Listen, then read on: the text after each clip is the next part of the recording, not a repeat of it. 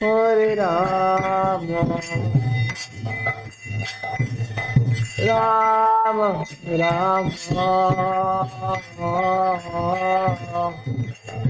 Hare Hare, Hare Krishna, Hare Krishna, Krishna Krishna,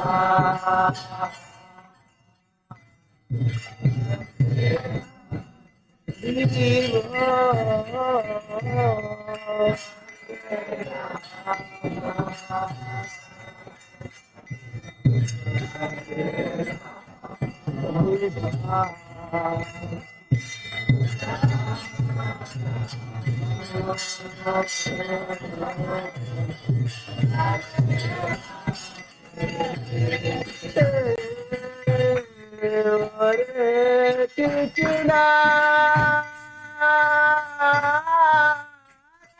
Hare Krishna, Krishna Krishna, Hare Hare, Hare Rama,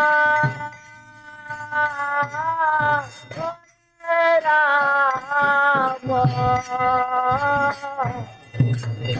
Rama Rama, Hare Hare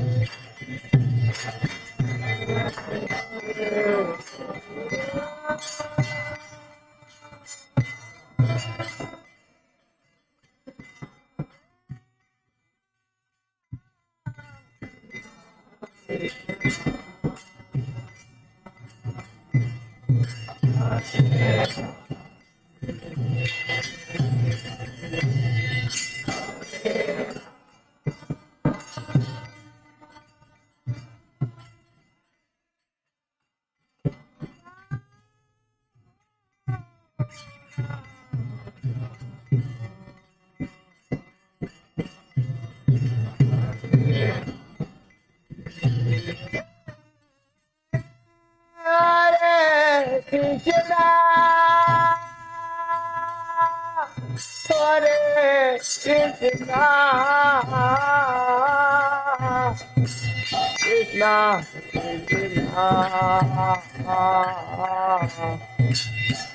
Hare Hare, Hare Rama, Hare Rama,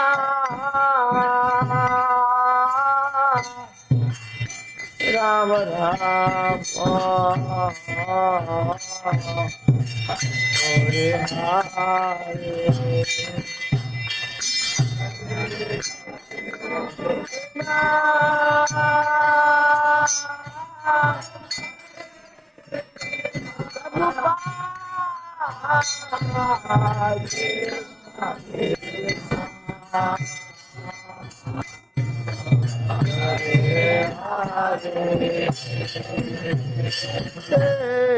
Hare Rama.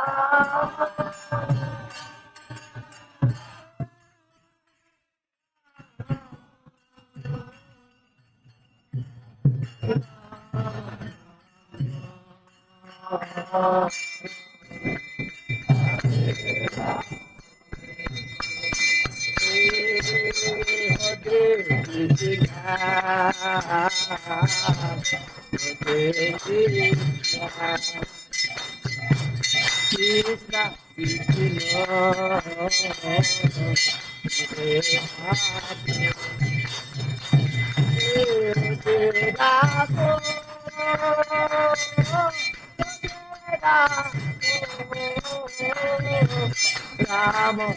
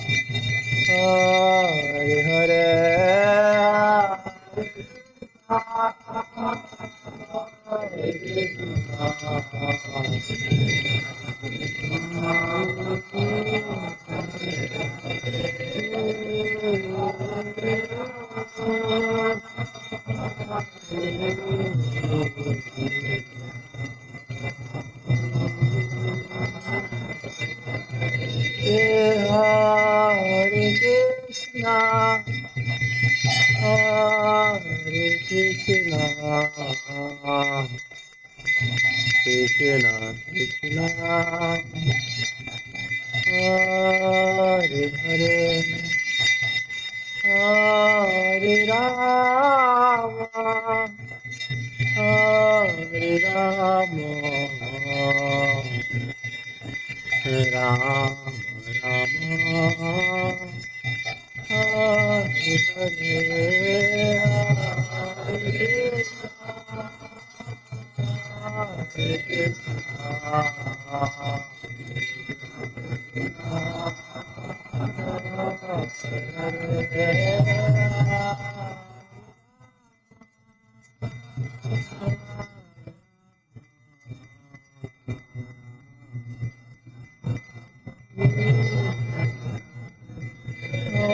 Hare Krishna, Hare Krishna, Hare Krishna, Krishna Krishna, Hare Hare, Hare Rama, Hare Rama, Rama Rama, Hare Hare, Hare Krishna.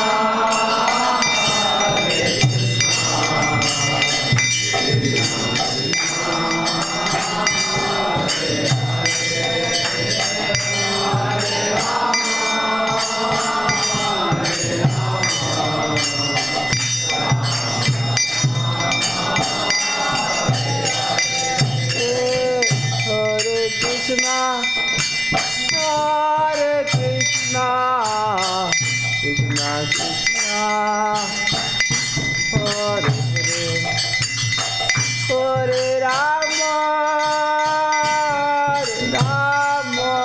Hare Rama, Rama Rama, Hare Hare, Hare Krishna, Hare Krishna, Hare Krishna, Krishna Krishna, Hare Hare, Hare Rama, Hare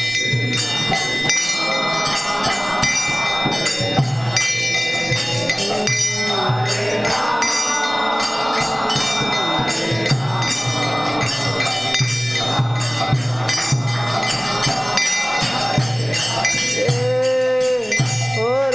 Krishna, Hare Krishna, Krishna Krishna, Hare Hare,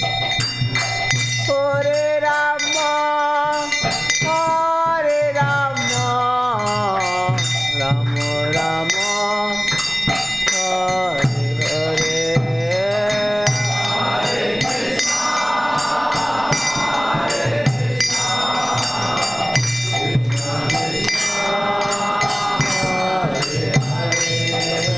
Krishna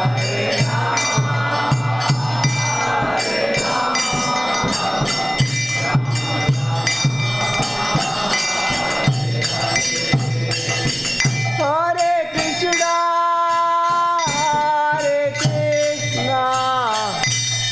Rama, Hare Rama, Rama Rama, Hare Hare,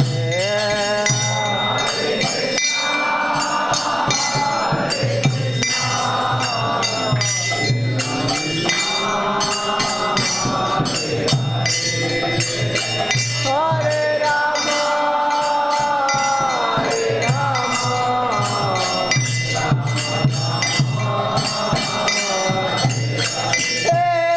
Hare Krishna, Hare Krishna, Krishna Krishna, Hare Hare, Hare Rama, Hare Rama, Rama Rama, Hare Hare, Hare Krishna, Hare Krishna,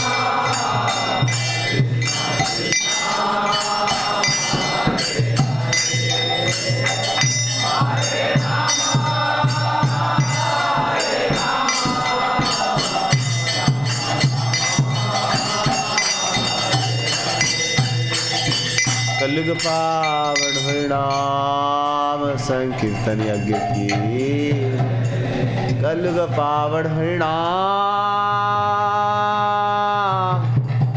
संकीर्तन संकीर्तन यज्ञ की निताय गौर प्रेमानंदे हरि हरि।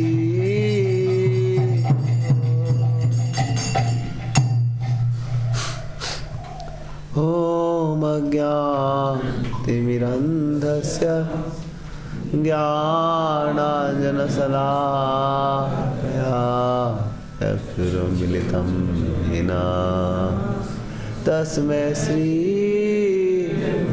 गुरवे नमः।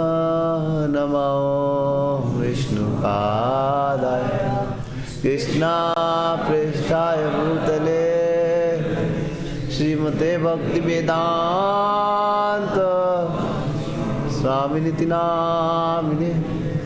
नमस्ते सरस्वती देवे गौरवाणी प्रचारिणे निर्विशेष शून्यवादी पाश्चात्य देशतारिणे। जय श्री कृष्ण चैतन्य प्रभु नित्यानंदा श्री अद्वैत गदाधर शिवासादि गौर भक्तवृंदा। हरे कृष्णा कृष्णा कृष्णा हरे हरे हरे राम हरे राम हरे हरे।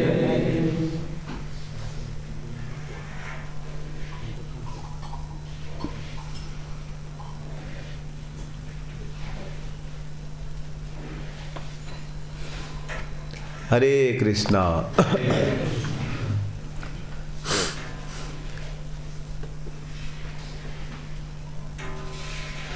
तो दुनिया में सबसे अद्भुत चीज है, सबसे दुर्लभ चीज क्या है? कृष्ण भक्ति। इससे दुर्लभ कुछ चीज, सबसे ऊंची सबसे दुर्लभ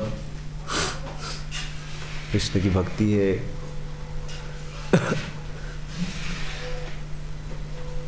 और जब आदमी भगवान के गुणों को सुनता है, उसे पता चलता है भगवान की भक्त वात्सल्यता, कितना वो हमसे प्रेम करते हैं, तो आदमी का हृदय पूरा पिघल जाता है।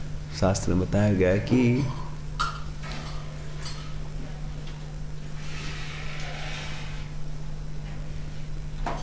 जीवन में, आपके जीवन में कोई भी समस्या आ रही है,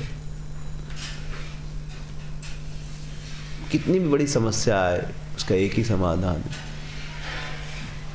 कि कृष्ण से आपको जोड़ दिया जाए।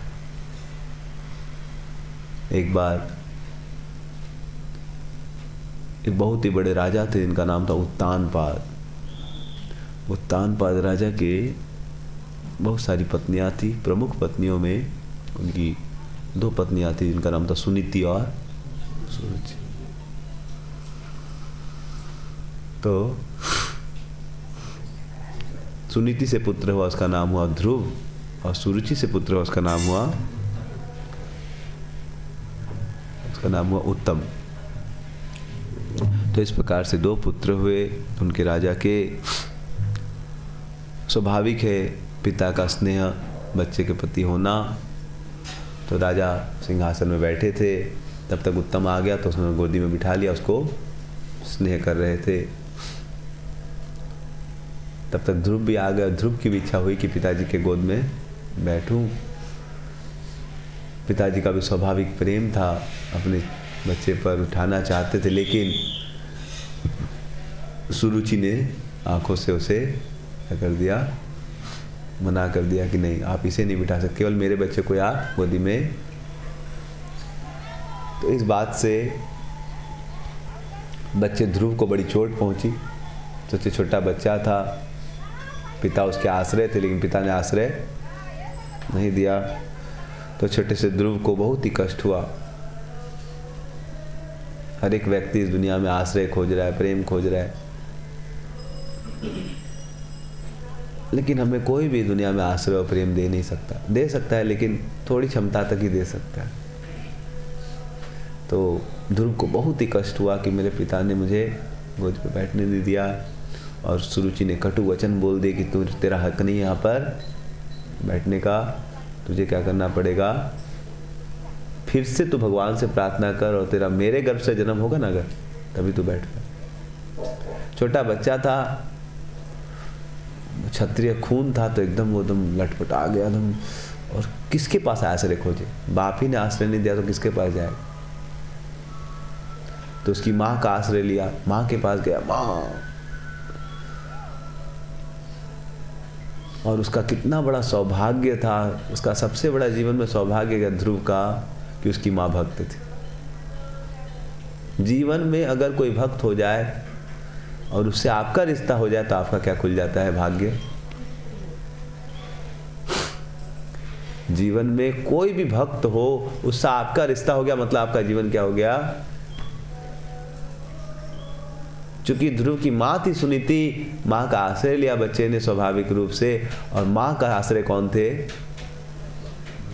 कृष्ण थे। तो माँ ने बोला बेटा, जिसका आश्रय कृष्ण होते हैं उसको कोई बात से डर नहीं लगता और दुख नहीं होता। तो सुनीति को एक देखा जाए तो चोट लगनी चाहिए थी कि पति ने ऐसा गलत व्यवहार किया कि अपने ही बच्चे को गोदी में नहीं लिखाया, केवल एक दूसरी स्त्री के लिए। तो देखा जाए तो कोई स्त्री का पति ऐसा करे तो स्त्री पूरी टूट जाएगी, हाँ कि नहीं। हाँ, उसका पति अपने बच्चे को आश्रय न दे तो चाहती तो वो मुंह पीस के रहती और कुछ बुरा भला करती, लेकिन जिसके कृष्ण आश्रय हो जाते हैं वो दोष दृष्टि देखता नहीं। जिसने कृष्ण का आश्रय लिया वो सोचता है दुनिया में जब कृष्ण है तो मेरा बुरा कोई कर ही नहीं सकता। कैसे पता चले कृष्ण ने कृष्ण का आश्रय लिया है, वो दोष देख ही नहीं सकता दूसरे। तो उसने थोड़ा सा भी दोष ना उत्तानपाद में किया ना सुरुचि में किया। सुरुचि का कुछ दोष नहीं दिया, ना उत्तानपाद का दिया और ना ध्रुव का दिया कि बेटा तेरा कर्म। उसने बोला बेटा चूंकि तू मेरे गर्भ से पैदा लिया इसलिए तेरा क्या हुआ ऐसा। मां ने क्या सोचा, मेरे ही कारण तेरे को कष्ट।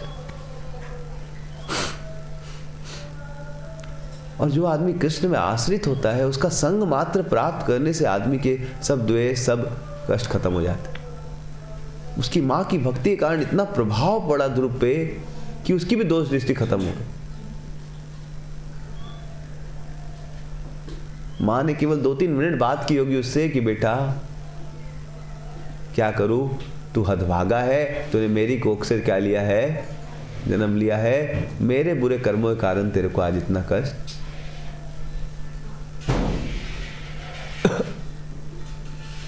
तो बेटा क्या करें, इस दुनिया जीवन में एक ही व्यक्ति कुछ कर सकते हैं। हमारे कर्मों को बदलने का अधिकार किसी को नहीं है, हमको भी नहीं। कर्म फलों को बदल सकता है कोई?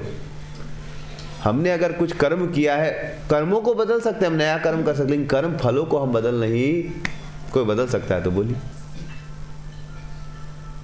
है किसी की शक्ति इस दुनिया में? हम में भी खुद में भी शक्ति नहीं कि अपने कर्म फलों को बदल सकें। है शक्ति तो बोलिए कोई कि हम अपने कर्म फलों को बदल सकते हैं। किसी ने पाप किया उसको सजा मिलने वाली है, कुछ नहीं कर सकता वो दुनिया में। उसको मिलनी है तो मिलके ही रहेगी और दुनिया में कोई नहीं बचा सकता। सुनते बेटा बेटा, लेकिन एक व्यक्ति क्या कर सकते हैं, तुम्हारे कर्म फलों को बदल सकते हैं। बोले कौन है माँ? बोले यही है, देख लो। समझ रहे हैं, ये भगवान है, जगन्नाथ है, कृष्ण है, गौरांग। बोला बेटा ये नारायण, यही क्या कर सकते, इनमें ऐसी अचिंत्य शक्ति है कि यह चाहे तो तेरा भाग। तो इनमें 2 गुण है, एक तो बहुत शक्ति है और बड़ा प्रेम है। केवल शक्ति नहीं है, बहुत प्रेम भी करते हैं। केवल शक्ति होती तो ठीक है, कोई आदमी शक्तिशाली लेकिन उसका हृदय कठोर है तो क्या करेंगे। लेकिन यह जो अद्भुत व्यक्ति है, यह शक्तिशाली भी और साथ साथ इसके हृदय में प्रेम भरा बड़ा वात्सल्य है। और खास करके जो भक्त हो जाता है उसके प्रति तो इसका वात्सल्य अद्भुत होता है। बोले बेटा, यह जो व्यक्ति है ये साक्षात नारायण, यही जो व्यक्ति है इसमें इतना प्रेम है भक्तों के प्रति कि बेटा मेरा प्रेम तो बेकार है, मेरा प्रेम तो कोई प्रेम ही नहीं है। इस दुनिया में सबसे ऊंचा प्रेम माना जाता है तो किसका? माँ का प्रेम। और सुनीति सिखा रहे बेटा मैं तो तुझसे कुछ प्रेम ही नहीं करती। इस दुनिया में मेरा जो प्रेम है, माताओं का जो प्रेम है बच्चे के प्रति, वो कुछ भी नहीं है बेटा। सबसे ऊंची चीज को क्या बोल रही है वो? माँ बोले बेटा कुछ भी नहीं हो। भगवान का प्रेम किसके समान है? वो एक ऐसे समुद्र के समान है जिसका कोई छोर ही नहीं, जिसका कोई ऐसा अद्भुत समुद्र है, ऐसा बड़ा समुद्र है कि इस प्रेम का कोई छोर ही नहीं है। इतना प्रेम करते हैं भगवान, कितना प्रेम करते हैं, छोर ही नहीं। मतलब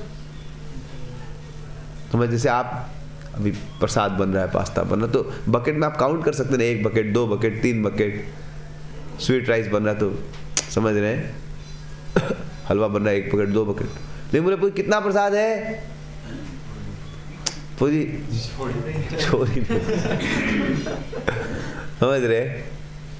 तो आप बोले पूरी पेट भी ऐसा हो जाए तो कितना अच्छा रहेगा, जीभ भी ऐसा हो जाए तो बोल रहे भगवान, माँ बोल रही बेटे से बेटा इस भगवान के प्रेम का कोई छोर ही नहीं, मतलब एंड ही नहीं।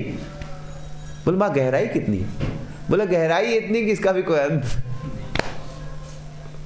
तो इतना प्रेम करते हैं भगवान।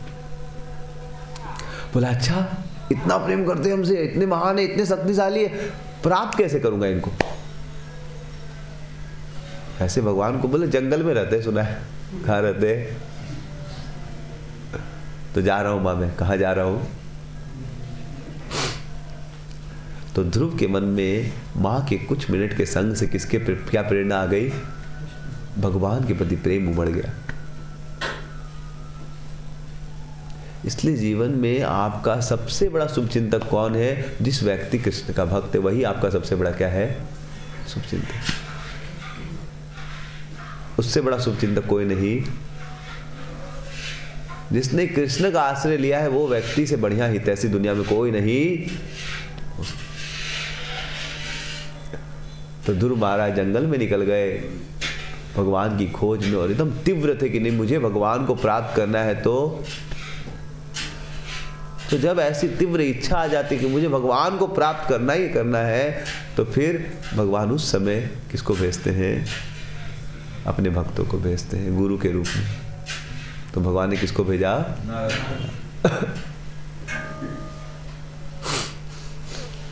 और नारद मुनि ने ध्रुव की परीक्षा ली, बहुत समझाया, और उसको जो भी किया उसको, और पहले तो उसको नेगेटिव बोला कि अरे बेटा क्या तू ये उम्र है, कोई कुछ बोल दिया उसको कोई सीरियसली ले रहा है, समझ रहे? घर में जाके फिश टूस्ट खा, तू राजा का लड़का है, क्या टेंशन है, बोल दिया। लेकिन नारद मुनि ऐसा नहीं उसको डिस्करेज कैसे, नारद मुनि उसकी और भक्ति को बाहर, कभी गुरु जो है आपको क्या करेंगे, और आपको डांट के आपकी भक्ति को और आगे बढ़ा देंगे, समझ रहे हैं? जिस प्रकार से कभी जो कपूर होता है, तो कपूर को घिसा जाए तो उससे और सुगंध आने लगे। तो ऐसे कभी भगवान अपने भक्तों को क्या करते हैं, और कठिनाई में डाल के उनकी और भक्ति को बाहर प्रकट करवाते हैं। तो ध्रुव को बहुत उन्होंने निरुत्साहित किया, अरे क्या होगा, कुछ नहीं होगा, ये वो। लेकिन ध्रुव और भक्ति और बाहर आ पाई, और ध्रुव बोला नहीं मुझे तो भगवान ही चाहिए, और आप बोले भगवान देंगे तो दीजिए, तो हटी हम कहीं और से सोचेंगे, समझ रहे हैं? तो नारद मुनि का काम हो गया, उन्होंने उसकी भक्ति को और, जैसे एक बार भक्ति तीर्थ महाराज प्रभुपाद जी के पास आए, और तो गुरु सबको कभी कभी इतना नहीं डांटेंगे, लेकिन जो देखेंगे गुरु की शिष्य को डांटने से भक्ति बढ़ जाएगी तो कभी कभी उसको डांटते। तो भक्ति तीर्थ महाराज एक बार प्रभुपाद जी के पास आए और रोने लगे वो काले रंग के थे, अफ्रीका से थे। तो उन्होंने अपने जीवन में बहुत भेदभाव देखा था। क्या देखा था? भेदभाव देखा था। अमेरिका में उस समय काले और सफ़ेद के बीच में झगड़ा हुआ करता था। काले लोग का शोषण किया जाता था सफ़ेद लोगों के द्वारा, उनको नौकर के रूप में रखा जाता था, ऐसे बोल। तो वो इस आंदोलन में थे जो कि एक काले सफ़ेद के अगेंस्ट था कि भेदभाव नहीं होना चाहिए। उसके लीडर थे। फिर वो भक्ति में आ गए थे, प्रभुपाद जी के मंदिर में रहते थे। तो उन्होंने प्रभुपाद जी को सामने रो के बोलने लगे, प्रभुपाद जी हमको आपके मंदिर से ऐसी उम्मीद नहीं थी। प्रभुपाद जी बैठे थे, आके रोने लगे, प्रभुपाद जी हमें आपकी संस्था से ऐसी उम्मीद, बाहर के लोग तो भौतिकवादी हैं, वो लोग तो हमारे साथ भेदभाव करते थे, लेकिन मंदिर में भी मैंने देखा भक्त लोगों ने मेरे साथ क्या किया, भेदभाव। सफ़ेद लोग को सेवा दे रहे हैं, काले लोग को सेवा। तो फिर आपका मंदिर से मेरे को ऐसा उम्मीद नहीं था कि यहाँ पर भी लोग ऐसा गलत।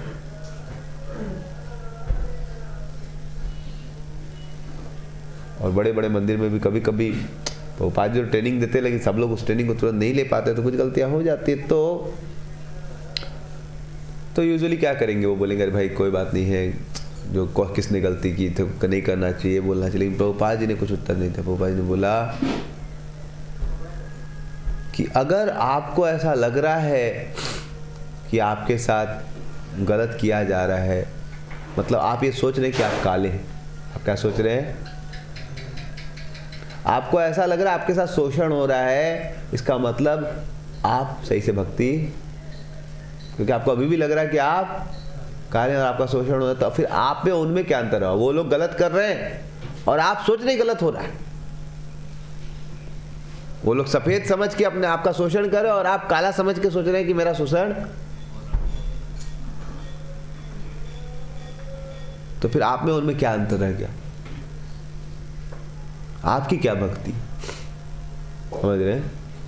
और सुनने के बाद भक्ति तीर्थ महाराज उस दिन के बाद से कभी उन्होंने एक दोष दृष्टि नहीं की, और वो फिर क्या बन गए? एक बहुत बड़े सन्यासी बन गए बाद। और उन्होंने इतनी सेवा की प्रभुपाद जी की, प्रभुपाद जी ने खुश होकर बोला तुमको भगवान एक दिन साक्षात दर्शन देंगे, इसी जीवन में, इसी शरीर में। और वैसा हुआ। बहुत सेवा की। रोज वो 1 बजे उठ जाते थे सुबह, और वो रोज 42 माला किया करते थे, और रोज वो कुछ नहीं खाते थे, केवल थोड़ा सा चना उना खा के रहते थे। और जब तक वो प्रभुपाद जी के एक भागवत सेट नहीं बांटते थे, कुछ बुक नहीं बांटेंगे, उनका कुछ कोटा था, तब तक वो कुछ खाते नहीं थे। मैं जब तक कुछ प्रचार नहीं करूंगा और प्रभुपाद जी का 2 घंटा बुक नहीं पढ़ेंगे, तब तक तो रात को आएंगे, अगर नहीं पढ़े तो 2 घंटा पढ़ के ही वो 11 बजे सोएंगे, जो भी। तो इस प्रकार से तीव्र भक्ति की और प्रचार के लिए पूरा अपने आप को एकदम गला दिया। तो फिर प्रभुपाद जी का आशीर्वाद था। तो एक बार वो भारत आए थे और जगन्नाथपुरी गए थे, और पुरी के मंदिर में विदेशी लोग को प्रवेश, तो उनकी इच्छा थी भगवान जगन्नाथ जी का। तो उन्होंने क्या किया, तो काले थे, तो दक्षिण भारत के लोग भी थोड़ा काले लगते, तो उन्होंने क्या किया, टॉवल ये सब बांध लिया। समझ रहे? और टॉवल वेल बांध लिया। अब देखने में लगे, लेकिन उनको हिंदी नहीं आता था, अंदर उड़िया आता था। समझ रहे? और गार्ड उड चेक करते हैं, समझ रहे? तो अंदर घुसने लगे और जगन्नाथ जी का नाम लिए जाते, हरे कृष्णा जप कर रहे थे। समझ रहे? और अगर कोई कुछ पूछा तो फिर खूब पिटाई पड़ेगा। विदेशी अगर आके वो, समझ रहे, मंदिर का नियम तोड़ दिया तो फिर समझ रहे, वो अंदर गए और पुलिस गार्ड कुछ नहीं बोला। समझ रहे? और अंदर जाते गए, फिर जब मेन, और उधर भी बहुत सारा पुजारी लोग रहता है, मारता रहता है। समझ रहे? और पूरी भीड़ थी, तो जा रहे थे जब, तो पुजारी ने उनको बुलाया, इधर आओ, इधर आओ। उनको समझ में नहीं आया क्या बोला, कुछ तो बोला, ऐसे से किया, और उनको कोई आदमी पकड़ के भगवान के पास ले गए। समझ रहे? और भगवान के सामने उसको, मतलब किसी को नहीं ले गया, उनको सिर्फ ले गया अंदर, भगवान का आशीर्वाद दिया। हमको समझ में आया क्या कर रहा है, कुछ बोल तो रहा है, लेकिन समझ में नहीं आया क्या बोल रहा है। हिंदी में क्या बोला हमको भी नहीं पता, महाराज भी नहीं समझे क्या बोला, लेकिन कुछ तो उनको आशीर्वाद दिलाया, और उनको फिर, समझ रहे, तो प्रभुपाद जी ने बोला तुमको भगवान साक्षात दर्शन देंगे, उनको दिया समझ, नहीं तो ताकत है किसी का चला जाएगा जगन्नाथ मंदिर में, पुलिस पकड़े परेशान कर दे, समझ रहे।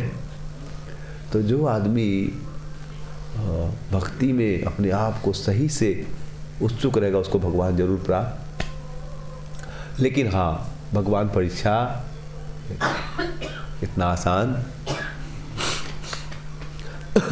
तो इसलिए गुरु वैष्णव के निर्देशन में जब हम भक्ति करते हैं तो फिर हमें भगवान जरूर प्राप्त, और जीवन में भगवान प्राप्त हो गए तो फिर और कुछ प्राप्त करने की इच्छा, जब लब्ध्वा नाचा परम लाभम, जब ये कृष्ण प्राप्त हो जाएंगे तो फिर आदमी पूर्ण रूप से तुष्ट हो जाएगा।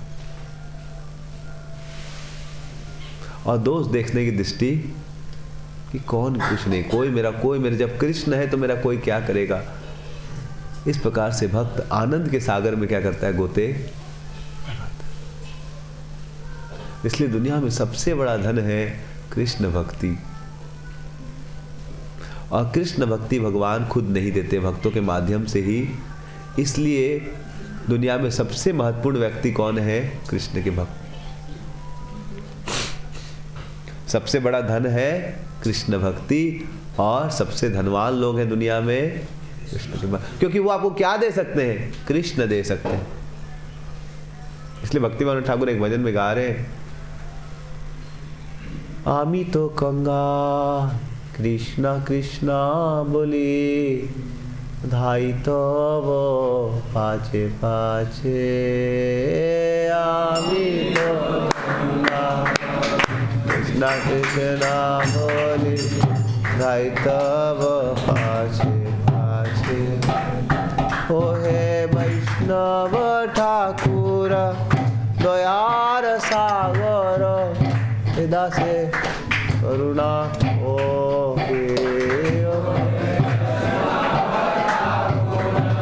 दयार सागर,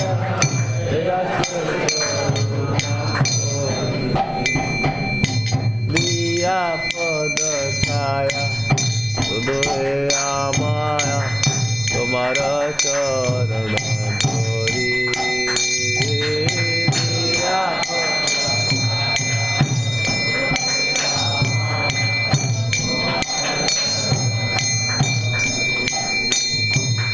दिया पद छाया सुदोए माया, तुम्हारा चरण धोरी।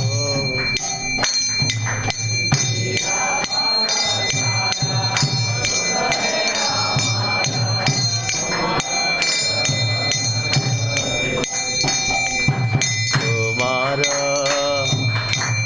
चरण धोरी, तुम्हारा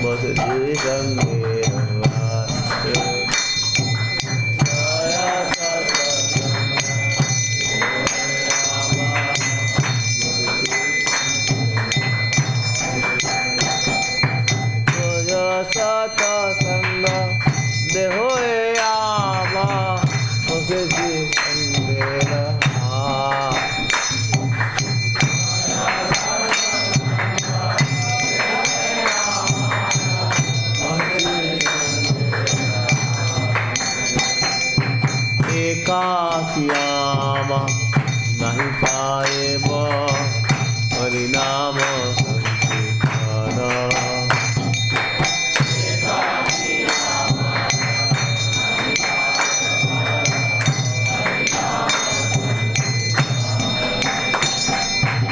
एकाकियामा नहीं पाए हरिनाम संकीर्तन।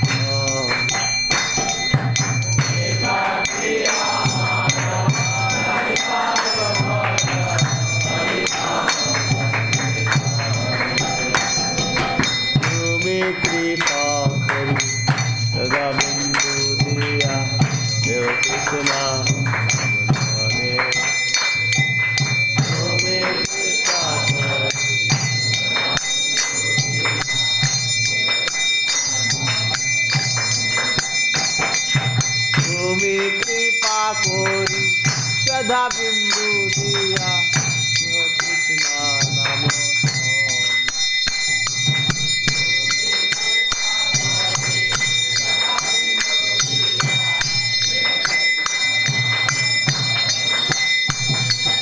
कृष्णा से तोमा कृष्णा जी के पास तुम्हारा सब किया से कृष्णा से तोमा कृष्णा जी के पास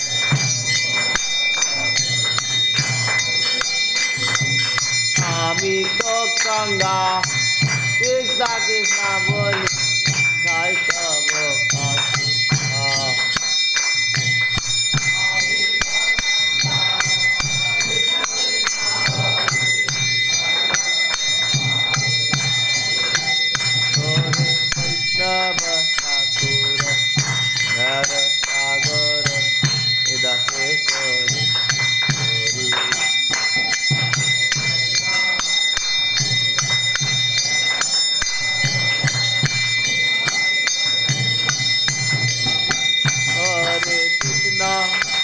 Hare Krishna, Krishna Krishna, Hare Hare, Hare Rama, Hare Rama, Rama Rama, Hare Hare,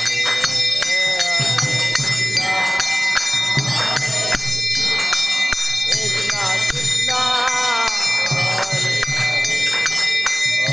Hare, Hare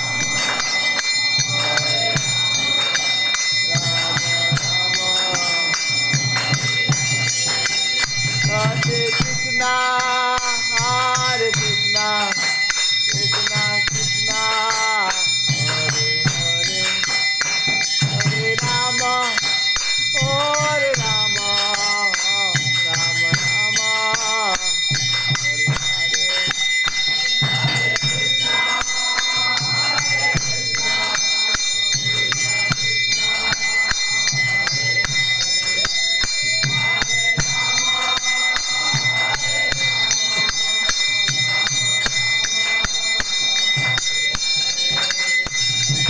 Hare Krishna, Hare Krishna, Krishna Krishna, Hare Hare, Hare Rama, Hare Rama, Rama Rama, Hare Hare, Hare Krishna.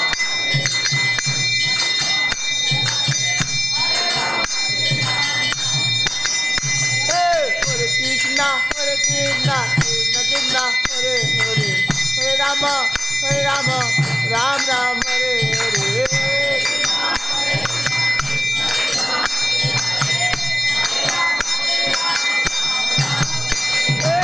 Hare Krishna, Krishna Krishna, Hare Hare, Hare Rama, Rama Rama, Hare Hare.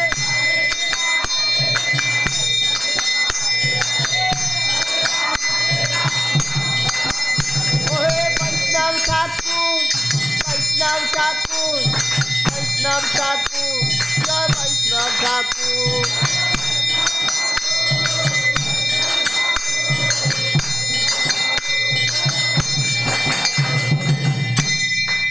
तो भक्तिविनोद ठाकुर बोल रहे हैं कि मैं कंगाल हूँ। हे वैष्णव ठाकुर, मैं कंगाल हूँ, मेरे पर दया कीजिए। तो बिना कृष्ण के जीवात्मा क्या है? कंगाल। चाहे वो अरबपति हो, खरबपति हो, उसके पास बड़े मकान हो, जो हो, लेकिन बिना कृष्ण के वो क्या है? कंगाल। और जिसके पास कृष्ण है वो क्या है? माला। तो क्या है? माला माल। समझ रहे? तो वो सचमुच माला माल है। उसके पास क्या है? कृष्ण है। तो बता रहे हैं, और कृष्ण नहीं है तो फिर जो सपेरा का म्यूजिक बज रहा है ना, इससे ही आपके हृदय में क्या चलेगा? सांप चलेगा, टिंग टिंग टिंग टिंग टिंग टिंग टिंग टिंग। समझ रहे? और कैसे प्रकट होगा? समझ रहे? काम वासना, क्रोध वासना, लोभ वासना, ईर्ष्या, मद, ऐसे करके क्या होगा? प्रकट। इसलिए बोल रहे हैं गुरुदेव हे वैष्णव ठाकुर कृपा करके मेरे को क्या कीजिए, आप कृपा कीजिए। ओहे वैष्णव ठाकुर दया सागर, आप क्या है दया के सागर हैं। ए दासे करुणा कोरी, मेरे पर थोड़ी करुणा कर दीजिए। मैं भिखारी हूँ, मैं कंगाल हूँ, मेरे पास कृष्ण नहीं है, सब कुछ बेकार है बिना कृष्ण के। इसलिए बोल रहे हैं मेरे पर थोड़ी करुणा कीजिए। कैसे करुणा कीजिए? ओहे वैष्णव ठाकुर दया सागर, ए दासे करुणा। बोले क्या करुणा करूं? बोलो। दिया पद छाया, क्या दीजिए आप मेरे को? शोधो है आमाया, अपने पद छाया। मतलब उनके उदाहरण से आदमी क्या देखता है, उसका हृदय शुद्ध हो जाता है।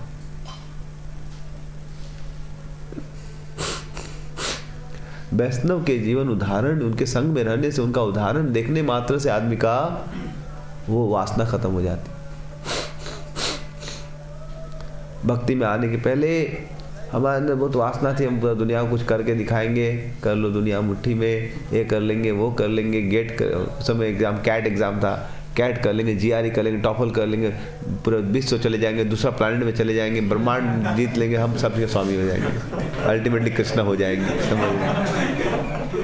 हाँ, लोग ऐसा ही करते हैं। एक बार एक आदमी था विदेश में, वो कृष्णा बुक खरीदा, मतलब कृष्णा बुक देखा, खरीदा, तो उसको खरीदा कि लड़की बड़ी सुंदर है, ऊपर में राधा कृष्णा था, तो सोचा लड़की बड़ी सुंदर इसलिए खरीद लिया। और क्या क्या कृष्णा का फोटो काट के अपना फोटो चिपका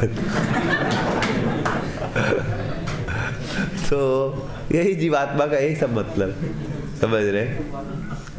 तो भगवान बनना चाहता है। तो भक्ति में आने के बाद देखिए हंसी, मतलब सब लोग कैसे, मेरी भी यही स्थिति कि मेरे को क्या बनना है, मतलब ऐसा ग्रॉस नहीं था कि कृष्णा बनना, मतलब लेकिन आप समझ जाइए कि मतलब किसी प्रकार से मेरे को टॉप बनना है, समझ रहे हैं?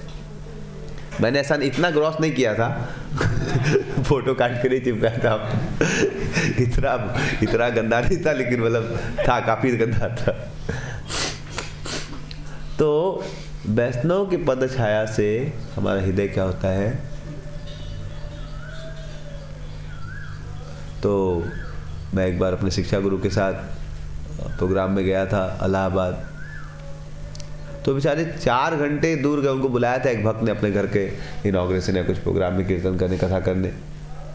वो उनके शिक्षा गुरु थे, वो उनको पास गए और उनको प्रवचन देने के लिए बुलाया। वो बेचारे इतने दूर से गए, BHU से 4 घंटा दूरी की रास्ते पर, और शाम को पहुंचे हम लोग 5 बजे, फिर कीर्तन कर रहे थे।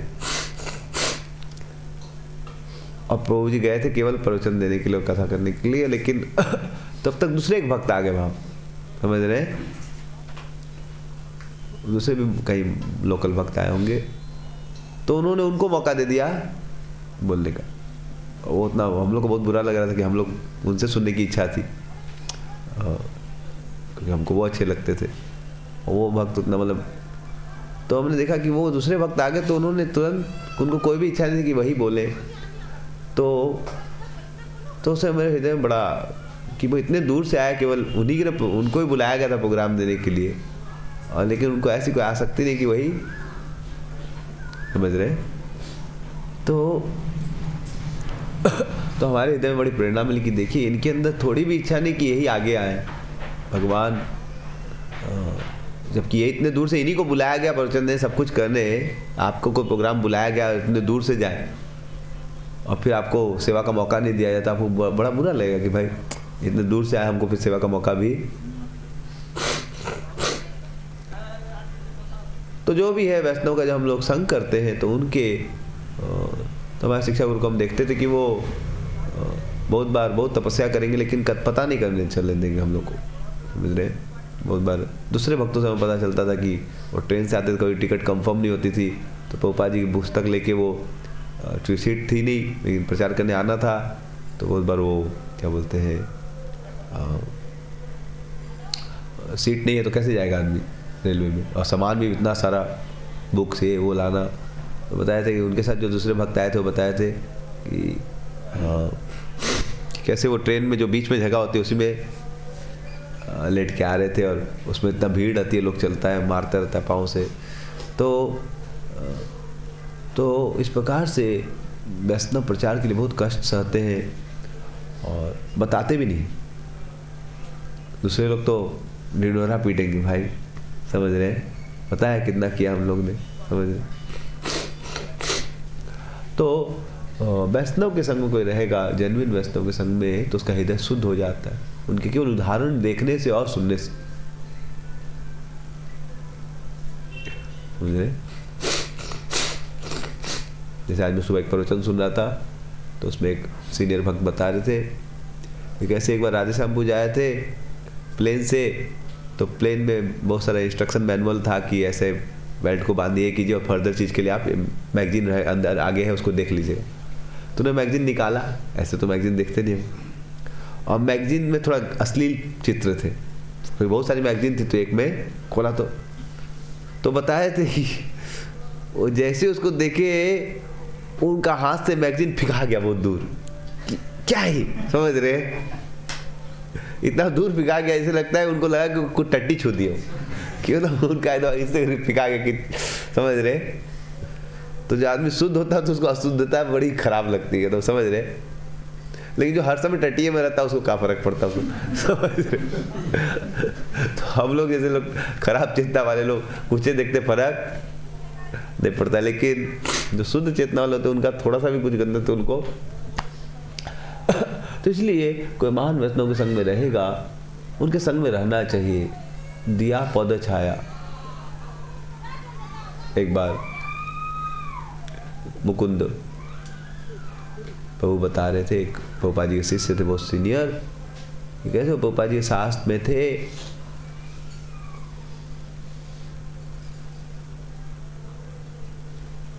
तो किसी ने पूछा, प्रभुपाद जी बताए थे कि ब्राह्मण फर्स्ट क्लास होता है, क्षत्रिय सेकंड क्लास होता है, वैसे थर्ड क्लास होता है, ऐसे करके बता रहे थे कि वर्णाश्रम होता है। तो किसी ने पूछ लिया आप कौन से क्लास के, आप कौन है, आप ब्राह्मण है कि क्षत्रिय, आप कौन? प्रभुपाद के मुख से निकल गया कि मैं सभी का सेवक हूं। मैं क्या हूं? सबका। मैं कोई क्लास के नहीं, मैं 5th क्लास के, मतलब मैं 5th क्लास हूं। मैं क्या हूं?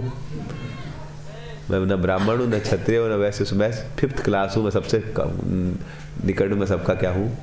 स्पॉन्टेनियस निकला। किसी ने पूछा, और मुकुंद महाराज जब बगल में बैठे थे प्रभुपाद, चूंकि निकट में बैठे थे, फिर प्रभुपाद जी ने मतलब तो दूसरे व्यक्ति को बोला, फिर अपने मन में कुछ बोल रहे थे, तो उनको सुनाई दिया क्या बोले।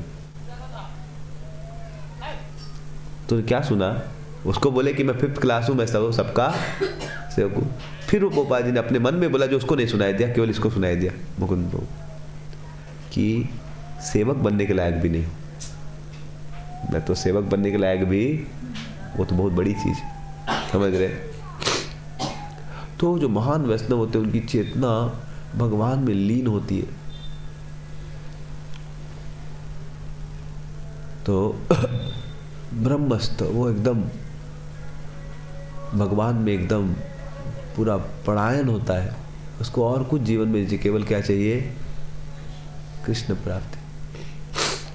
इसलिए भक्तों के जीवन में बहुत जरूरी है। प्रभुपाद जी बोलते हैं कि अगर हमें भक्ति में आगे बढ़ना है तो किसका संग करना चाहिए?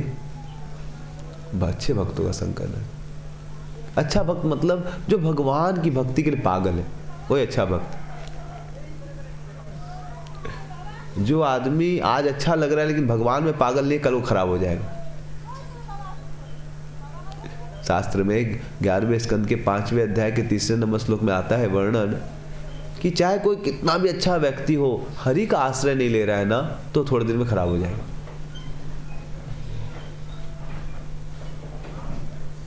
इसलिए दुनिया में जो हरि का आश्रय ले रहा है, समझ लीजिए कितना भी गड़बड़ हो, वो एक दिन अच्छा हो जाएगा। और जो हरि का आश्रय नहीं ले रहा है ना, वो समय का बस बात है, वो हरि बोल हो जाएगा। सब सच्ची बता रहा हूँ मैं, तो बहुत लोग को आज 18 साल से मैं देख रहा हूँ, भक्तों को ट्रेन कर रहा हूँ, तो मैं देखा कि गंदे से गंदे लोग, जो स्टूडेंट की एकदम बुरी से बुरी आदत थी, मतलब ऐसा वो पागल टाइप का था लड़का कि उसको मतलब कोई देख नहीं सकता, लेकिन उसने हरि का जब आश्रय लिया तो धीरे धीरे करके क्या हो गया, बहुत अच्छा। और अच्छे से अच्छे बच्चे देखे हमने जो हरि का आश्रय नहीं लिया, मतलब देखे इसलिए वॉइस आते थे वो लोग फिर छोड़ के चले जाते थे। तो हमने देखा कि जो अच्छे से अच्छे लड़के, बहुत अच्छा क्वालिटीज था उसके अंदर, मतलब इतना अच्छा लड़का, लेकिन हरि का आसन लेने से भी धीरे धीरे क्या होता था, अपने आंखों से देखा। इसलिए 11वें स्कंद के 5वें अध्याय के 3 नंबर श्लोक में महाराज निमि ने जब प्रश्न पूछा तो वहां पर नवयोगेंद्र उत्तर दे रहे हैं, येषां पुरुषं साक्षात् आत्मप्रभवमीश्वरं न भजन्ति अवजानन्ति स्थानाद् भ्रष्टा पतन्त्यधः। येषां पुरुषं साक्षात्, जो भगवान पुरुष, भगवान नारायण जो साक्षात पुरुष है, सभी पूरे दुनिया के मालिक है, आत्म प्रभु ईश्वरम, पूरे सबके कंट्रोलर है, ऐसे भगवान का जो भजन नहीं करता, न भजंती, जो क्या नहीं करता, न भजंती अब जानंती, या उनके बारे में पता नहीं करता, उनके बारे में सुनता नहीं, उनके भजन, उनके बारे में पता भी करना पड़ेगा और भजन भी। तो जो भगवान के बारे में जानता नहीं और भजन नहीं करता, ऐसे लोग अपने कितने भी बढ़िया स्थान पे स्थित हो, पतंत्यत गिर जाते हैं। भागवत प्रमाण है, स्थानात् भ्रष्टा, भ्रष्ट हो जाते हैं।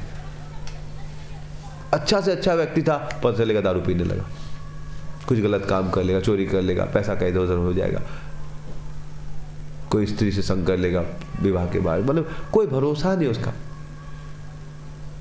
क्या बोल रहे, स्थानात् भ्रष्टा पतन्त्यत, नीचे गिर जाए, इस जीवन में भी और इस जीवन के बाद भी।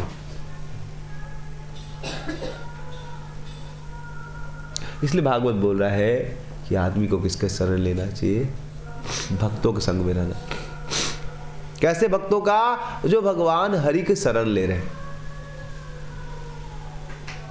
जो भगवान की शरण ले रहे, भगवान को पुकार रहे, हरे कृष्णा कृष्ण कृष्ण हरे राम।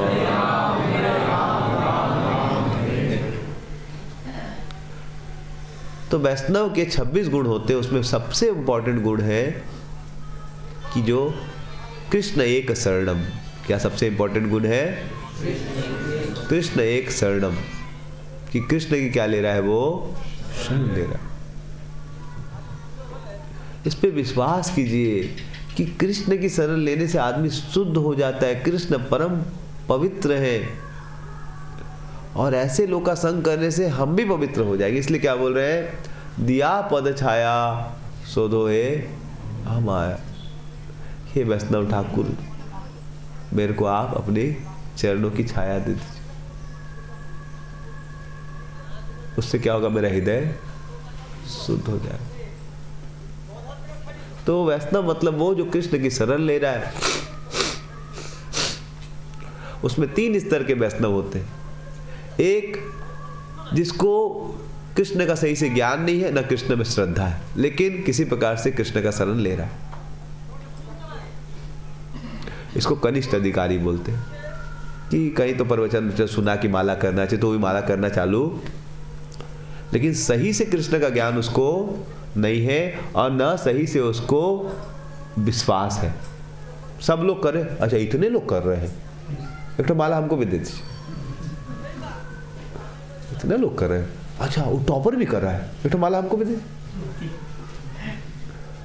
तो उसको श्रद्धा ज्यादा है नहीं, लेकिन उसका क्या बोलते हैं, उधारी का विश्वास है। इसका बोलते क्या, अपना खुद का नहीं है, लेकिन उधारी से लिया, किसी और को देख के विश्वास, ही कर रहा तो चलो कर लेते।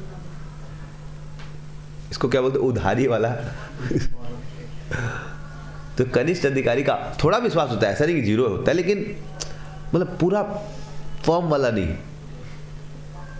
इसीलिए कनिष्ठ अधिकारी को अवैष्णव का संग से दूर रहना चाहिए, उसको प्रचार नहीं करना चाहिए। प्रचार करेगा तो उसी का गोल हो जाएगा, वो जाएगा दूसरों को प्रचार करने, पता चलेगा कि उन्हीं के साथ रह जाएगा, समझे, उसी को प्रचार कर देगा लोग, समझ रहे। तो एकदम नवसिखिया भक्त तो ज्यादा प्रचार क्या करेगा, अपना भी विकेट डाउन करवा के आएगा। हाँ सच, शास्त्र बोलता है कनिष्ठ अधिकारी प्रचार नहीं ज्यादा, प्रचार क्या करेगा, वो क्या करेगा, झगड़ा करवाएगा। प्रचार करे तो ऐसा धांसू प्रचार करेगा, तोड़ देगा 2-4 आदमी को, समझ रहे। प्रचार का स्टाइल उसका क्या, गला काट दो उसका, मतलब गला काटने से कम बातें नहीं करेगा। तो इसीलिए उसको प्रचार के लिए भेजना ज़्यादा अच्छा, समझ रहे हैं? क्या तो तोड़ेगा या टूट के आएगा, समझ रहे हैं? प्रचार कुछ नहीं हो, क्या तो दूसरे को तोड़े, आई तुमको भक्ति कर, माला नहीं करे तुम नरक जाएगा, ये वो फूल के सब, तब फिर वो भी तोड़ देगा तो फिर चला जाएगा। कभी कभी दूसरा को तोड़ देगा, कभी कभी टूट जाएगा, समझ रहे? तो कनिष्ठ अधिकारी का प्रचार उतना अच्छा, उस सही से दूसरों को समझे बिना बस। इसलिए कनिष्ठ अधिकारी जब घर में प्रचार करता है तो घर को क्या करता है, पूरा बवाल मचा के आता है, समझ रहे? तो इसलिए वो जब प्रचार करता है, प्रचार करने का इच्छा बहुत अच्छा होता है इसका, लेकिन वो झगड़ा करवा के आता। एक बार एक नई लड़की थी, तो पापा को, पिताजी उसका न्यूज़पेपर पढ़ते थे।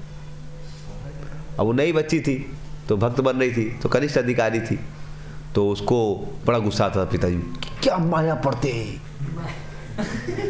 कृष्णा बुक पढ़िए ना, क्या पढ़े आप, समझ रहे? तो ठीक है, न्यूज़पेपर क्या कचड़ा है और क्या है। तो उसको बड़ा क्या आता था, पिताजी पे क्रोध आता, देती थी डोज पिताजी को। तो पिताजी को बड़ा गुस्सा आता था उस पर कि तुम न्यूज़पेपर नहीं पढ़े, हाँ दुनिया का न्यूज़ कैसे पता चलेगा हमको, हाँ हम जनरल नॉलेज नहीं रखे। तो उसको बात गड़ा, थोड़ा सा बच्ची का बात सही, और बच्ची पूरा डोज देती थी जोरदार, समझ रहे? और पिताजी सहा नहीं जाता था, समझ रहे? तो इस प्रकार से वो क्या करती थोड़ा, तो पिताजी पूरा फ्रस्ट्रेट हो गया उससे, समझ रहे? तो थोड़ी पढ़ी लिखी तो पिताजी को पूरा एकदम काट देती थी, और पिताजी भी उसको काटने, मतलब तलवार से फाइट, मतलब प्रचार होता था, समझ, ये तलवार अपना, ये तलवार अपना, समझ रहे? कुछ बातें नहीं होता, सिर्फ तलवार से बात होता। तो पिताजी को कन्विंस था कि नहीं हम ठीक है, वो कन्विंस थे कि आप माया में, और वो बोलते तुम माया में, समझ रहे? तो वो पूरा गुस्सा आ गया, बोले इस्कॉन पूरा बर्बाद संस्था है कि न्यूज़पेपर कैसे नहीं पढ़ेंगे, क्या जनरल नॉलेज नहीं लेंगे हम, क्या पागल है क्या, बस तुमको यही कौन सिखाता है? हम गुरु जी सिखाया कि ये प्रजल्पा नहीं पढ़ना चाहिए, कृष्णा बुक पढ़ना चाहिए, गीता पढ़ना चाहिए, प्रजल्पा नहीं कर। तो गुरु जी क्लास में बोले ठीक बात है, लेकिन उसको इस प्रकार से हो जाए घर में बता नहीं, समझ रहे? तो बोला हम तुम्हारे गुरु जी से मिलेंगे, बोला हाँ हम आपको गुरु जी से मिलाएंगे, समझ रहे? तो फिर एक दिन दौड़े दौड़े आए, गुरु जी हमारा पिताजी पागल हो गया है, वो आपसे बात करना चाहता है। बोले कौन है पिताजी, हमको क्या पता, समझ रहे? हुआ क्या? तो ऐसे कि बताइए न्यूज़पेपर वाला बात कि मेरा पापा हमेशा प्रजल्पा पढ़ता है, समझ रहे एकदम, तो आप उसको समझाइए क्या है, सब माया में है। तो फिर पिताजी आने वाला था, तो महाराज अपना सेवक को बोले जाओ एक न्यूज़पेपर लेकर आओ जल्दी से। तो दूसरा घर में कोई आदमी न्यूज़पेपर तो उसे मंगवा के महाराज अपना टेबल पे न्यूज़पेपर रख रहे, समझ रहे? और वो आया पूरा गुस्सा में कि कहाँ सिखाता है तुम लोग इस्कॉन में, ये सब सिखाता है कि न्यूज़पेपर मतलब कहाँ, तो हम मिलेंगे तो महाराज कहाँ, समझ आया तो पूरा डंडा लेके, तो समझ रहे कि हम आज देखे कौन बोल रहे। और वो आया महाराज का रूम में, समझ रहे, और अब चिल्लाने वाला था कि आप लोग क्या सिखा रहे हैं बच्चा लोगों को कि न्यूज़पेपर नहीं पढ़ना चाहिए, वो समझ रहे, चिल्लाने वाला था, समझ रहे। वहाँ शांति से बैठे, देखो न्यूज़पेपर पढ़ो, बोला आप न्यूज़पेपर पढ़ते, बोला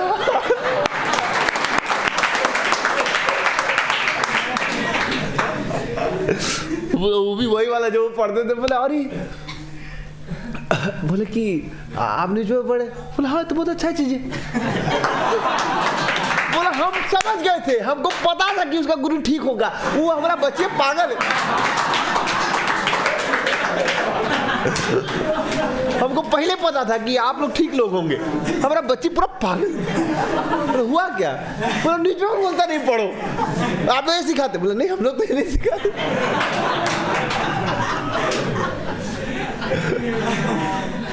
तो फिर महाराज बोले कि हाँ इसमें कुछ उपयुक्त बातें उसी को पढ़ते हैं, पढ़ना चाहिए। बोला हाँ हम भी तो वही बोल रहे हैं, हम तो नहीं बोल रहे कि कचरा पढ़ो, इसमें कचरा, हमको तो कचरा पढ़ना, हमको इसमें उपयुक्त बातें लेनी है। तो कनिष्ठ अधिकारी क्या है, सार नहीं जानता हो क्या, बाहर जानता है। न्यूज़पेपर मतलब प्रजल्पा, अरे उसमें दो चार अच्छी बातें भी ठीक है, ज्यादातर कचरा होता है, 90%।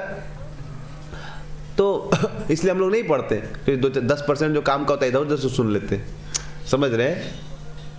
लेकिन वो कनिष्ठ अधिकारी कैसे रिप्रेजेंट करता है क्लास को? क्लास में बताया गया कि न्यूज़पेपर मत पढ़ो, इसका ये मतलब न्यूज़पेपर एकदम बेकार, लेकिन हमको जरूरत नहीं, हम दो चार बात जो हमको चाहिए वो पता चल जाएगी। अपने फ्रेंड को बोल देंगे क्या है बताओ क्या न्यूज़ है, वो बता देगा कि न्यूज़पेपर पढ़ने क्या जरूरत। लेकिन कनिष्ठ अधिकारी क्या प्रेजेंट करता है? कोई पढ़ता है तो उसके साथ गुस्सा हो जाता है, समझ रहे? तो कनिष्ठ अधिकारी का ना श्रद्धा होती है भगवान पे ज़्यादा और ना उसको सही से ज्ञान होता है। इसलिए कनिष्ठ अधिकारी को ज़्यादा प्रचार, इसलिए पहले जप करो, समझो, थोड़ा एडवांस करो, थोड़ा मैच्योर बनो, तब जाके प्रचार। तो मध्यम अधिकारी की श्रद्धा आ जाती है भगवान में और थोड़ा थोड़ा ज्ञान आ जाता है, पूरा नहीं आता लेकिन थोड़ा उसको, वो गलत नहीं करेगा, वो गलत मूवी नहीं देखेगा, लेकिन वो सही को समझा भी नहीं सकता क्यों नहीं करना है, नहीं करेगा नहीं गलत, उसको श्रद्धा आ गई।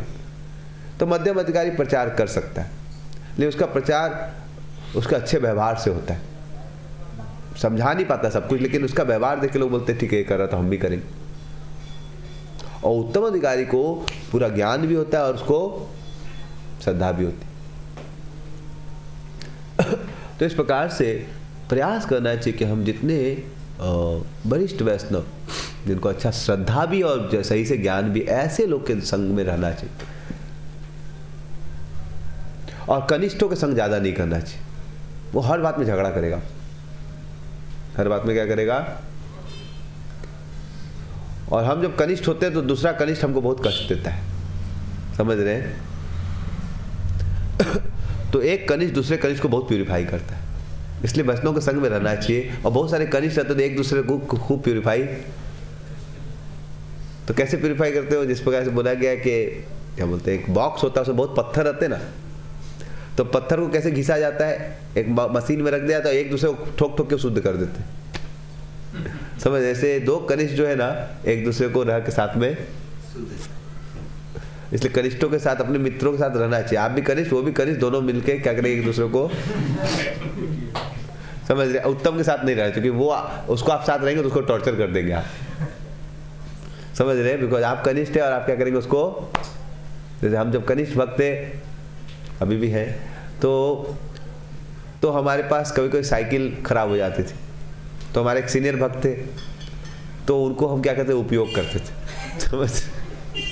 हम जब सेकेंड ईयर में थे, वो थर्ड ईयर में थे, तो हम बोलते थे जी लिफ्ट दे दीजिए, और बेचारे हमको लिफ्ट देते रहते थे, समझ रहे? तो बहुत बार उससे सेवा ले लेता था मैं, क्योंकि मेरे को उतना बुद्धि था नहीं। बाद में फिर मैं उनका सेवा करना चाहता था, लेकिन तो बहुत बार मैं अपना काम उन्हीं से करवा लेता, मैं भक्ति करता था और कुछ नहीं करता था, लेकिन बाद में मुझे लगा कि नहीं, तो कनिष्ठ भक्त और उत्तम भक्त सेवा भी करना चाहिए, और हम उनसे सेवा ले भी लेंगे तो उतना अच्छा नहीं। इसलिए कनिष्ठ को अपने कनिष्ठों के साथ रहना चाहिए। क्या करेगा, समझ रहे? उसको प्यूरिफाई कर देगा, समझ रहे? ऐ टाइम हो गया, निकलो, कितना देर से रहेगा तुम, 8 मिनट 15 सेकंड हो गया है, बाहर निकल।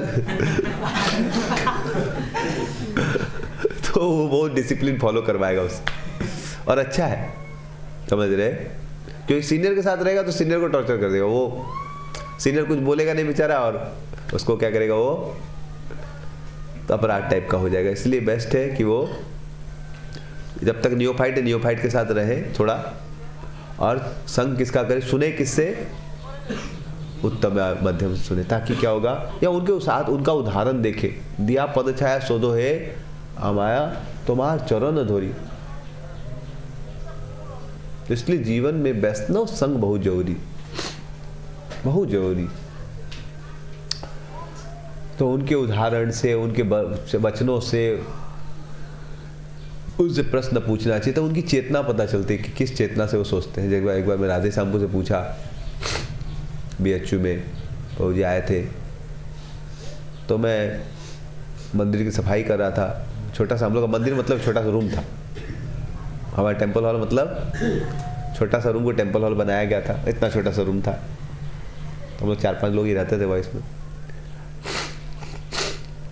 तो प्रभु जी बैठे हुए थे, तो मैं देखा, मुझे जीवन में लगता है साधु से हमेशा कुछ पूछना चाहिए, तो कुछ मेरे को कुछ मिलेगा। तो मैं सोचा क्या पूछूं, तो मैं कुछ पूछता हूँ। बोला प्रभु जी मैं सफाई कर रहा था। प्रभु जी बैठ के जब करते तो प्रभु जी फिर हटे थोड़ा, तो मैं पूछा सफाई कंप्लीट हो गई थी मेरे 4:20-25 तक।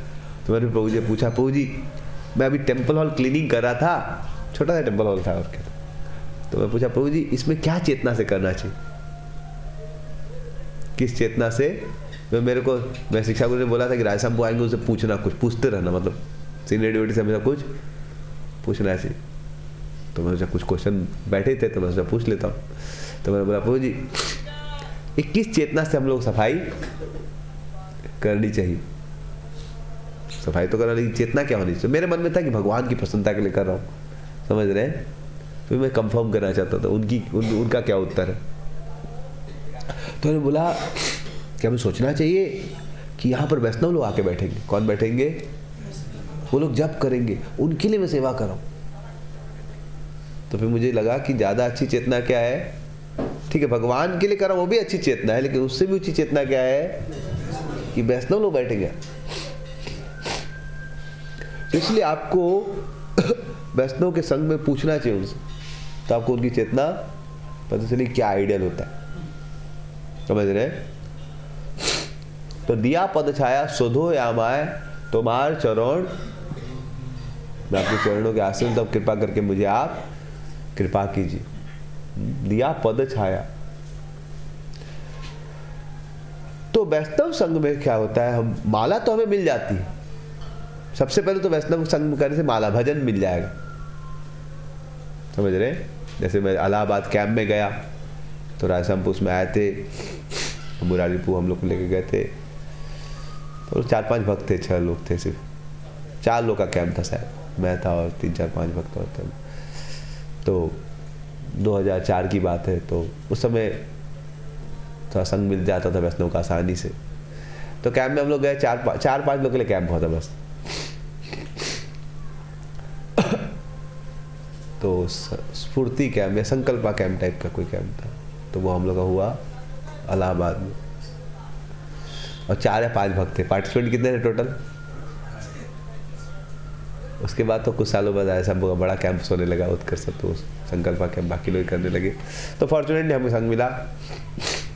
तो उसमें मृगारी कथा हुई कि मृगारी एक बड़ा क्या था, शिकारी था, वो मारता था जानवरों को, और कैसे वो नारद मुनि का संग करके उसको नारद मुनि ने हरिनाम दे दिया। हरिनाम क्या, तो वो इतना पवित्र हो गया कि चींटी को भी नहीं मारता। पहले जानवरों को मार मार के मजा लेता था, चींटी को भी नहीं मार सक रहा। तो मैं फिर वहाँ से मेरे को कैंप के ठीक बाद में धनबाद जा रहा था, घर जा रहा था, क्योंकि कुछ तो छुट्टी का था और मुझे घर जाना पड़ता था। तो मैं जा रहा था तो प्रभु जी से मिला, प्रणाम किया, प्रभु जी मैं जा रहा हूँ। तो बोले क्या सीखा तुम कैंप से, what do you learn from this camp. बोला प्रभु जी मैं एक चीज़ सीखा कि भगवान का नाम की अगर कोई शरण लेगा तो क्या होगा, वो शुद्ध हो जाएगा। तो बोले कि अगर आपका भगवान, मेरे को बोले वो कि अगर तुम्हारा भगवान के नामों में फेथ आ गया तो तुम जीवन में सफल हो जाओ, समझ रहे हैं। या किसी का भगवान के नाम में आ गया, बोले अगर आपका नाम में श्रद्धा आ गई तो आपका जीवन जरूर, आप भगवान के लिए बहुत अद्भुत सेवा कर पाएंगे अगर आपका नाम में श्रद्धा आ गई। तो मुझे समझ में आया कि हम नाम में अगर श्रद्धा किसी आ गई तो उसका जीवन क्या हो जाएगा, सफल हो जाएगा। तब से मैं नाम को और तब तो मैं 4 माला करता था, मुझे याद नहीं, लेकिन मैं समझ गया नाम बहुत इंपॉर्टेंट है, क्योंकि उन्होंने भी बोला, प्रवचन में बोला था, लास्ट में मैंने बोला तो उन्होंने कंफर्म भी किया, नहीं नाम बहुत। तो हरिनाम फिर मैं बहुत अच्छे से करने लगा। और तो लेकिन हरिनाम जब करेगा आदमी तो क्या होगा, उसके अनर्थ अपने आप सब खत्म होने लगेंगे। तो क्या होगा, शोधो याम है, उसका हृदय क्या होने लगेगा, जब उनके चरण कमलों पे चलेगा तो उन लोग क्या देंगे आपको, पहले क्या देंगे, हरिनाम देंगे। वैष्णव का संग करने से क्या मिलेगा आपको, हरिनाम मिलेगा। अगर कोई जेन्युइन वैष्णव है तो वो क्या देगा, उसके हृदय में कृष्ण का आश्रय है, और कृष्ण का आश्रय कैसे प्राप्त करेगा आदमी कलयुग में, हरिनाम के। तो अब कैंप के पहले मैं शायद 1 माला करता था, कैंप के बाद 4 माला करने लगा। लेकिन श्रद्धा बढ़ गई कि माला को एकदम अच्छे से करना है। शुरू शुरू माला का था जल्दी भी कर लेते, लेकिन फिर लगा नहीं, माला अच्छे से करना है जो हो। तो वैष्णव संघ से सबसे पहला गिफ्ट क्या मिलेगा आपको? हरिनाम मिल जाएगा। अगर कोई जेन्युइन वैष्णव होगा तो आपको भगवान देगा, और भगवान क्या तो हरिनाम के थ्रू देगा, मोस्टली हरिनाम के थ्रू देगा। तो मुझे क्या मिल गया?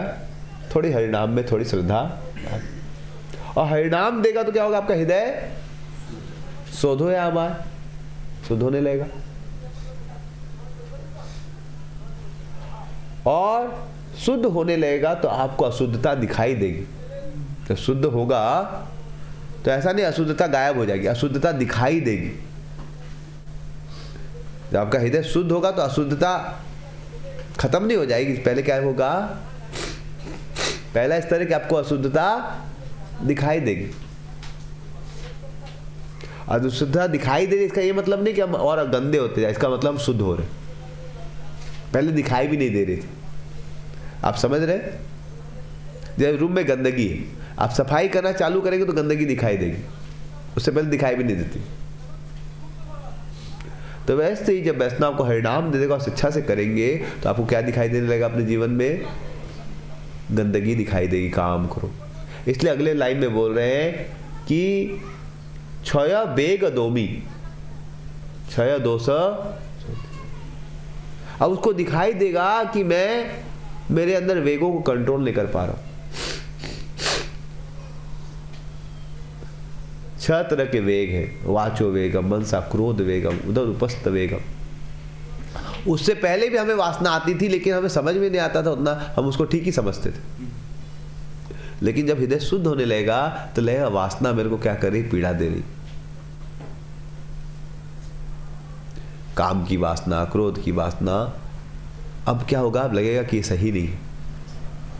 अब क्या लगने लगेगा? ये वासना मुझे पीड़ित कर रही है। समझ रहे? जीभ की वासना। पहले तो हम लोग बाजार में चटोरा थे, कुछ भी खाते थे, मजा आता था।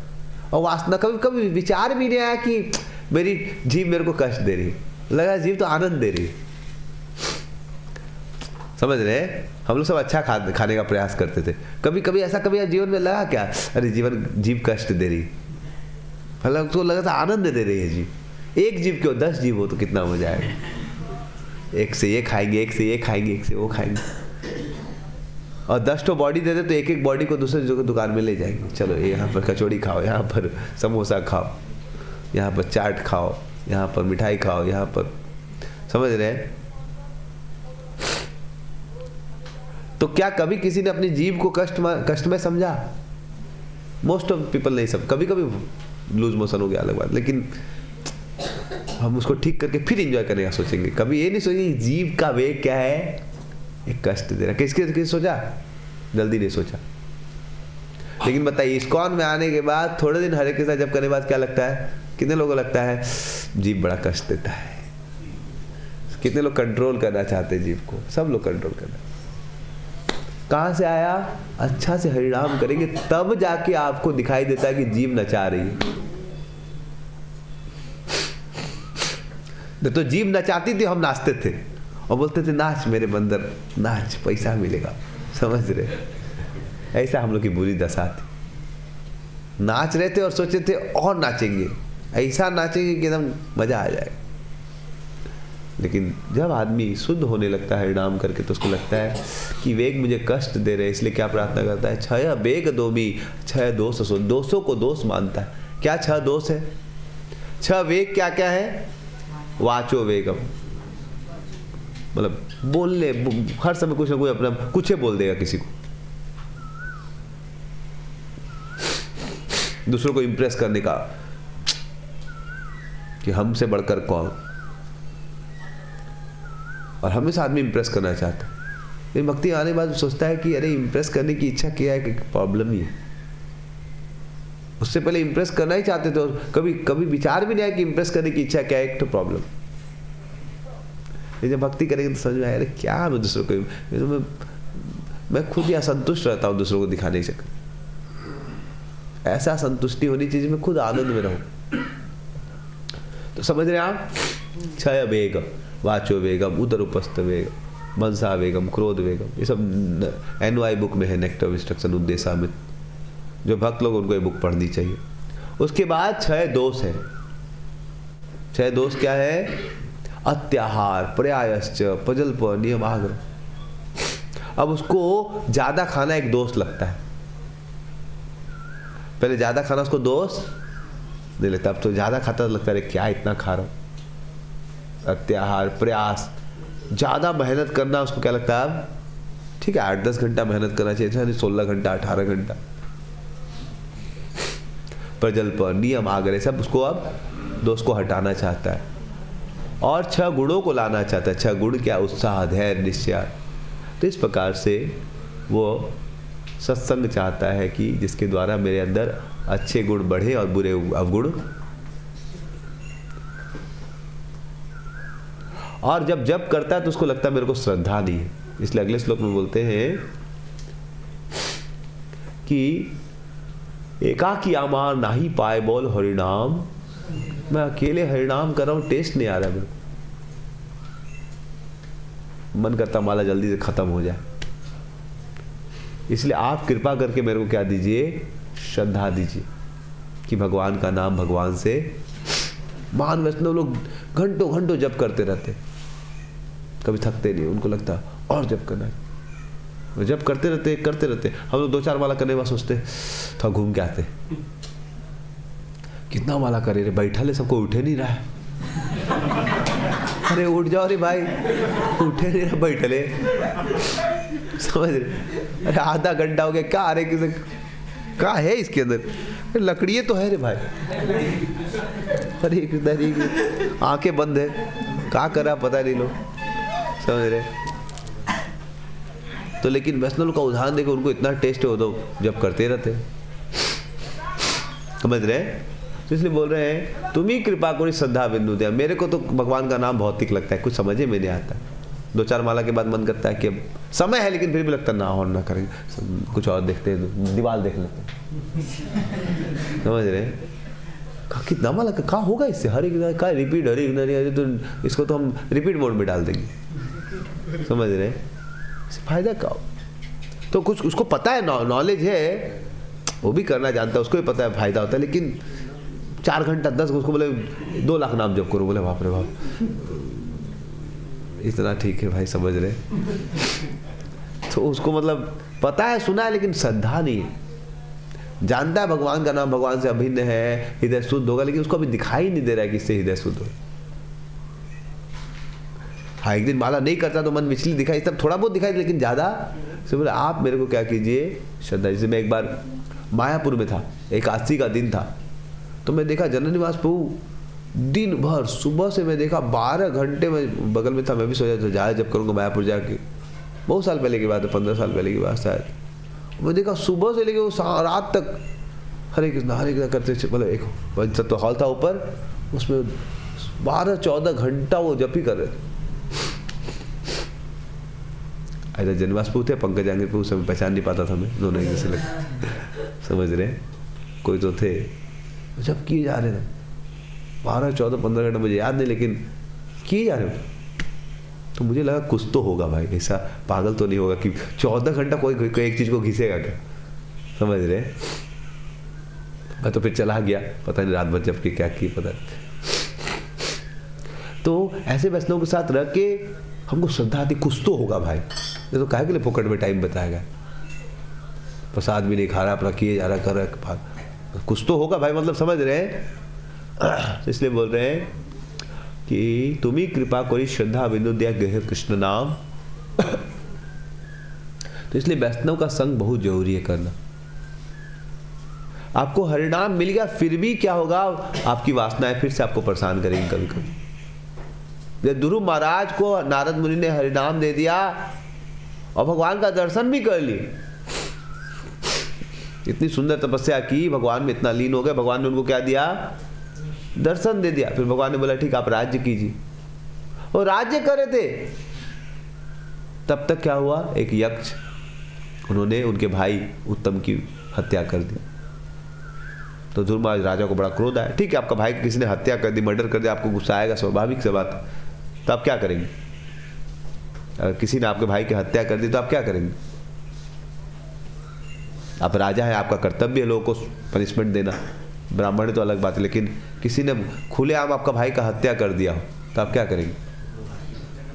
स्वाभाविक सी बात है, क्रोध आएगा कि उसको सजा देंगे। लेकिन ध्रुव महाराज को इतना क्रोध आ गया, इतना क्रोध आ गया, राजा भी थे, कि वो अलकापुरी गए, यक्षों की जो नगर है, और सभी यक्ष को बोले मार देंगे हम। क्या करने वाले थे? आक्रमण कर दिया कि सब यक्षों को, 88,000 कुछ सबको मार दे। वो भक्त थे, माला करते थे, सब कुछ था, लेकिन उनका क्या हो गया? फिर से उनका वेग आ गया। क्रोध करना था लेकिन क्या आ गया? अति क्रोध आ गया। क्या आ गया? अरे जिसने मारा था उसको सजा दो, समझ रहे? एक आदमी ने मारा था उसको सजा देंगे कि पूरा पूरा गांव को मार दे? बोलिए, कोई एक भारतीय ने किसी पे जाके मान लीजिए कुछ गलत कार्य कर दिया विदेश में जाके, तो पूरा भारत का लोग को गोली मार दिया जाए क्या? तो ध्रुव महाराज क्या कि उनको इतना गुस्सा आया, बोले पूरा यक्षों का हम स्पीसीज उड़ा देंगे। और उनके पास शक्ति भी था। लेकिन वहां पर उस समय एक महान वैष्णव आए, स्वयंभू मनु। बोले देखो ध्रुव, आप तो शांत हो जाओ, समझ रहे? ठीक है, आपकी भाई की हत्या हुई, मानते गलत हुआ, आप उस एक यक्ष को मारो, उसके कारण आप पूरा यक्ष को मार दो, आप फंस जाओगे। करोड़ों यक्षों को मारोगे तो फिर यक्ष के ऊपर कुबेर जी बैठे, समझ रहे? तो कुबेर जी आपको, फिर वो भी भक्त है, उनके पास वो शिव जी के भक्त है, शिव जी फिर आपको बहुत प्रॉब्लम हो जाएगा, इतना अपराध हो जाएगा आपको। तो इसलिए जीवन में भक्ति में आने के बाद, माला मिलने के बाद भी क्या चाहिए? वैष्णव का संग चाहिए। अगर स्वयंभू मनु का संग नहीं करते तो फंस जाते थे। अगर मान लीजिए करोड़ों यक्षों को मार देते वो, मान लीजिए, तो क्या उनके लिए सही होता? तो यक्ष छोड़ते फिर उनको, फिर उनका झगड़ा होता, फिर ऊपर लेवल पे उनको भी तकलीफ होती, फिर भक्ति चौपट हो जाती। तो इसलिए भक्ति में भगवान का दर्शन कर चुके थे ध्रुव महाराज। ध्रुव महाराज भगवान का दर्शन कर चुके हैं, फिर भी वो क्या कर रहे हैं? बोल रहे हैं कि मुझे भक्तों का, उनको भी भक्तों की संग की जरूरत, समझ रहे आप? तो इसलिए ध्रुव महाराज ने किसका संग मिला उनको? भगवान की कृपा से स्वयंभू मनु का, तो बच गए। इसलिए जीवन में प्रभुपाद जी बोलते हैं चैतन्य चरितामृत के मध्य लीला के 19वें अध्याय के श्लोक संख्या 159 में, 158 और 159, one should protect himself by the fence of pure devotees. समझ रहे हैं? प्रभुपाद जी बोलते हैं हमें अपने भक्ति का बचाव कैसे करना चाहिए? भक्तों का अपने जीवन में, क्योंकि भक्ति लता को जब आप, वहां पर वर्णन आता है कि हमें गुरु क्या देते हैं? हरिनाम देते हैं, भक्ति लता देते, मतलब बीज देते हैं हरिनाम के रूप में, और उसको 19 तो ब्रह्मांड भ्रमिते कोनो भाग्यवान जीव, गुरु कृष्ण प्रसादे पाए भक्ति लता, 150 नंबर होगा श्लोक। तो उधर बता रहे हैं कि गुरु कृष्ण की प्रसाद से, कृपा से हमें क्या मिलता है? भक्ति लता मिलती है, ठीक है? और भक्ति की बीज मिलता है। बीज मतलब वो बोलते हैं हरे कृष्णा जप करो 16 माला, ये क्या हो गया? बीज मिल गया। अब आपको कैसे बीज को अंकुरित करना पड़ेगा? देखिए, ब्रह्मांड भ्रमिते कोनो भाग्यवान जीव, गुरु कृष्ण प्रसादे पाए भक्ति लता, ठीक है ना? उसके बाद गुरु कृष्ण की कृपा से उसको क्या मिल गया? जब भक्ति का बीज मिल गया, मतलब हरे कृष्णा मंत्र मिल गया। क्या मिल गया? गुरुजी बीज दिए, मतलब हरे कृष्णा मंत्र दे दिए, बोले पाप मत करो। ये सब क्या है? ये जो उनका आदेश है, गुरु का आदेश को क्या बोलते हैं? बीज बोलते हैं।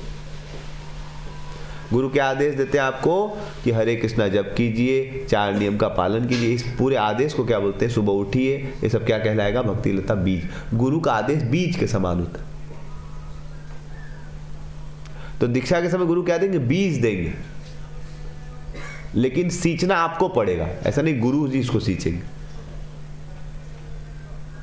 बीज का सिंचन कौन करेगा? साधक करेगा, गुरु जी आगे करेंगे? तो गुरु जी को नहीं सींचेंगे, गुरु जी आदेश देंगे, समझाएंगे, आपको सींचना पड़ेगा। समझ रहे आप? तो गुरु हमें किस रूप में सीख देंगे? देखो 16 माला करो, 4 नियम पालन करो, पाप मत करो, ये करो वो करो, वैष्णव का अपराध मत करो, ये उसके उनके आदेश बहुत जरूरी है जीवन। प्रभुपाद जी को गुरु जी ने आदेश दिया कि आप प्रचार करो, चैतन्य महाप्रभु का आदेश का। उन्होंने बीज के द्वारा पूरी संस्था इस्कॉन कैसे निकली? एक बीज से। 1922 में उनके गुरु ने उनको क्या दिया? एक बीज दिया कि आप विदेश में जाके चैतन्य महाप्रभु के आदेश का क्या कीजिए? प्रचार। और आज उसका 100 साल है पूरा हो रहा है। कितना साल पूरा हो रहा है उस आदेश? और एक छोटे से आदेश से प्रभुपाद ने इतनी बड़ी संस्था बना दी। कैसे? उन्होंने माली हैया से भी करो आरोपण। उन्होंने क्या किया? माली होके उस बीज का क्या किया? तो बहुत सारे लोगों को बीज मिलता है। बहुत सारे लोग क्या मिलेगा? अब कुछ लोग बीज को फेंक देते हैं, ध्यान नहीं देते, तो उनका पेड़ उगेगा कभी? जो लोग बीज को सही से नहीं रखेंगे उनका कभी पेड़ उगेगा? तो हम बता रहे माली हैया से ही बीज करे आरोपण। शिष्य जो है, जो अच्छा शिष्य, उस सीड को बहुत अच्छा से रखेगा, संभाल के रखेगा। और कहाँ ले जाएगा उसको? ग्राउंड में, अपने हृदय में धारण करेगा उसको। कहाँ धारण करेगा? जमीन में नहीं फेंक देगा कि माला को जमीन में गाड़ दो। बोले थे प्रभु जी कि से ही बीज करो आरोपण, तो माला लो और अपने खेत में गाड़ दो, रोज पानी डालो। ऐसा ऐसा शिष्य हो जाए तो क्या करेंगे? फिर गुरु जी आत्महत्या करेगा और क्या करेगा? तो बोलेगा गुरु जी 6 महीने से पानी डाल रहे हैं, कृष्ण प्रेम का पौधा है। गुरु जी फिर क्या चले जाएंगे? तो माली हैया से ही बीज करो। आप कहाँ पर बीज को आरोपण? अपने हृदय में। कहाँ आरोपण करना पड़ेगा? कि मुझे गुरु ने बोला हरे कृष्णा मंत्र जप करने, मैं इसमें जान दे दूंगा हरे कृष्णा जप करने के, मैं पाप नहीं करूंगा।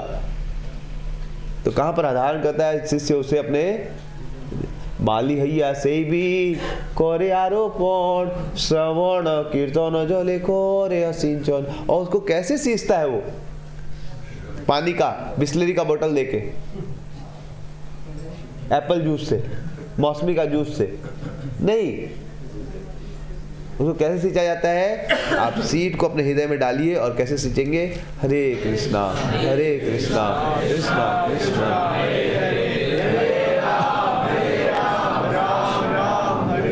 इस प्रकार से सींच को क्या कहता है? सींचा जाता है। श्रवण कीर्तन ज्वले करह सेचन। तो इसलिए सबसे पहले उठ के जीवन में गुरु के आदेश का पालन, उठ के बढ़िया से जप करना चाहिए। और जप करने के लिए श्रवण भी करना पड़ेगा। क्या करना पड़ेगा? रोज थोड़ी कथा सुननी चाहिए, भगवान के गुणों को सुनना चाहिए, माया के बारे में सुनना चाहिए, माया कितनी खतरनाक, ताकि हम माया में नहीं चले जाए। तो रोज हमें प्रभुपाद जी की पुस्तक पढ़नी चाहिए, प्रवचन सुनना चाहिए। तब क्या होगा? धीरे धीरे वो बीज क्या होगा? अंकुरित होगा। और फिर क्या होगा? जब आप सींचन करेंगे तो फिर देखिए क्या होगा। अगले श्लोक में बता रहे हैं कि उपजिया बाड़े लता ब्रह्मांड भेदी जा, बीरजा ब्रह्मलोक भेदी पर ब्रह्म। तो आपकी जो प्रेम की जो पेड़ उगेगा, लता उगेगी, वो उठते उठते उठते उठते कहाँ चली जाएगी? ब्रह्मांड को भेज देगी। भौतिक जगत में आपका मन नहीं लगेगा, आपका मन करेगा ब्रह्म भगवान के धाम जाना। किधर जाना है? अगर सही से कोई श्रवण कीर्तन करेगा तो उसके मन में पूछे क्या जीवन का लगे? बोले भगवान के धाम जाना। अगर इच्छा आ रही नहीं, मतलब श्रवण कीर्तन में अपराध हो रहा है कुछ, अभी भी इसी जगत में भोगने की इच्छा हो रही है, मतलब आप सही श्रवण कीर्तन, कोई अगर थोड़ा दिन भी, अगर साल 2 साल भी अगर सही से जप करेगा और सही से रोज प्रभुपाद बुक पढ़ेगा, उसके मन में यहाँ रहने की इच्छा खत्म होने, उसको मन करेगा दुनिया में न रहेंगे, कहाँ जाएंगे।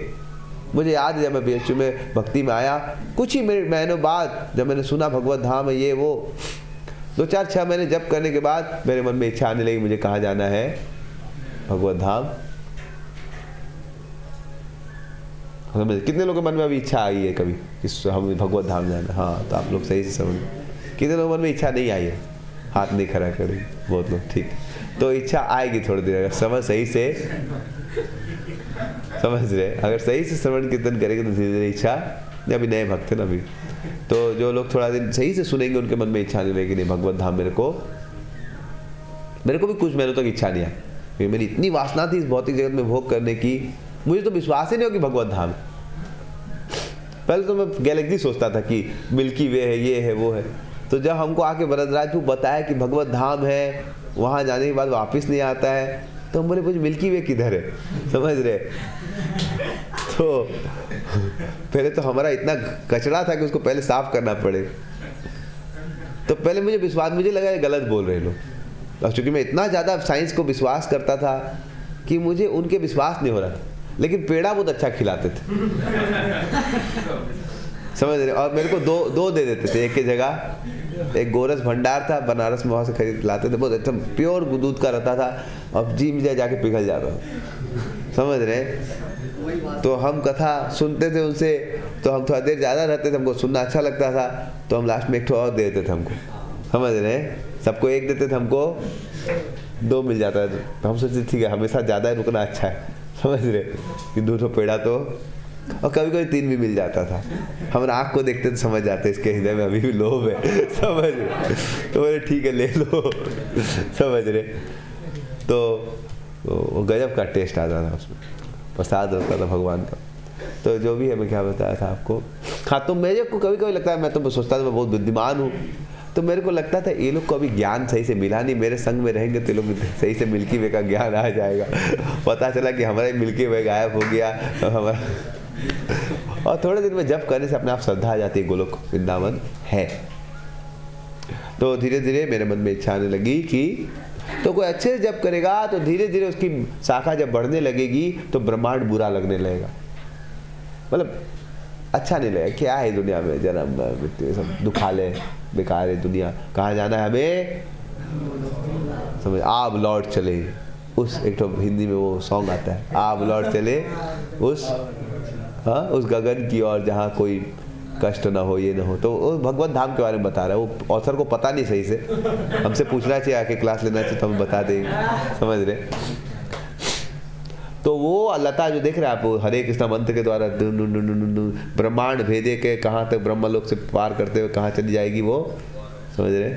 इसलिए क्या करते हैं जी, हरे कृष्ण कृष्ण कृष्ण हरे राम राम राम हरे कृष्ण कृष्ण कृष्ण हरे राम राम राम राम हरे कृष्ण कृष्ण कृष्ण हरे राम राम राम हरे कृष्ण कृष्ण कृष्ण हरे राम राम राम राम।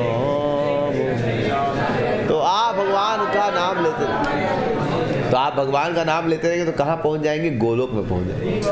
तो श्लोक में जाइए, वहाँ लिखा हुआ है कि नाम लेते लेते कहाँ पहुँच जाएंगे, गोलोक में। उपजिया बाढ़े लता ब्रह्मांड भेदी जाए, बीरजा ब्रह्मलोक भेदी पर ओम। और वहां पर कृष्ण के चरण कमल तक पहुंच जाए। कहां पहुंच जाएगा ये शाखा, नेक्स्ट।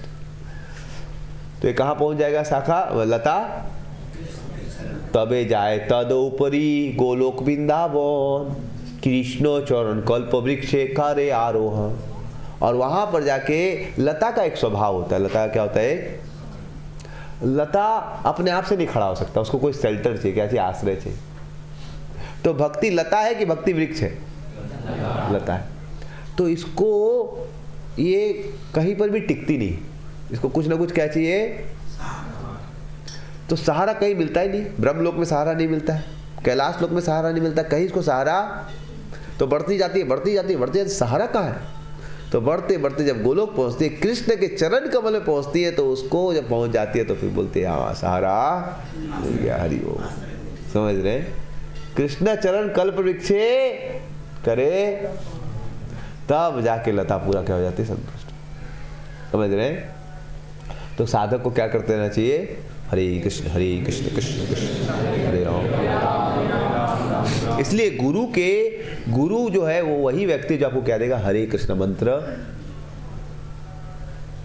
हरे कृष्ण मंत्र या ओम नमो भगवते वासुदेवाय, कोई भी भगवान हरि का मंत्र जो है आपको, कोई राम राम बोल के भी पवित्र हो सकता है। लेकिन कलयुग का तारक मंत्र हरे कृष्ण महामंत्र कलि संतर उपनिषद के अनुसार, और ये इसमें चैतन्य महाप्रभु की कृपा है तो ये मंत्र करें तो और अच्छा। समझ रहे हैं? कुछ लोग बोलते हैं हमको ओम नमो भगवते वासुदेवाय हमारे गुरु जी ने दीक्षा में दिया, ठीक है, उसको भी कीजिए और ये भी 16 माला कीजिए, हरे कृष्णा भी कीजिए, क्या नुकसान, समझ रहे हैं?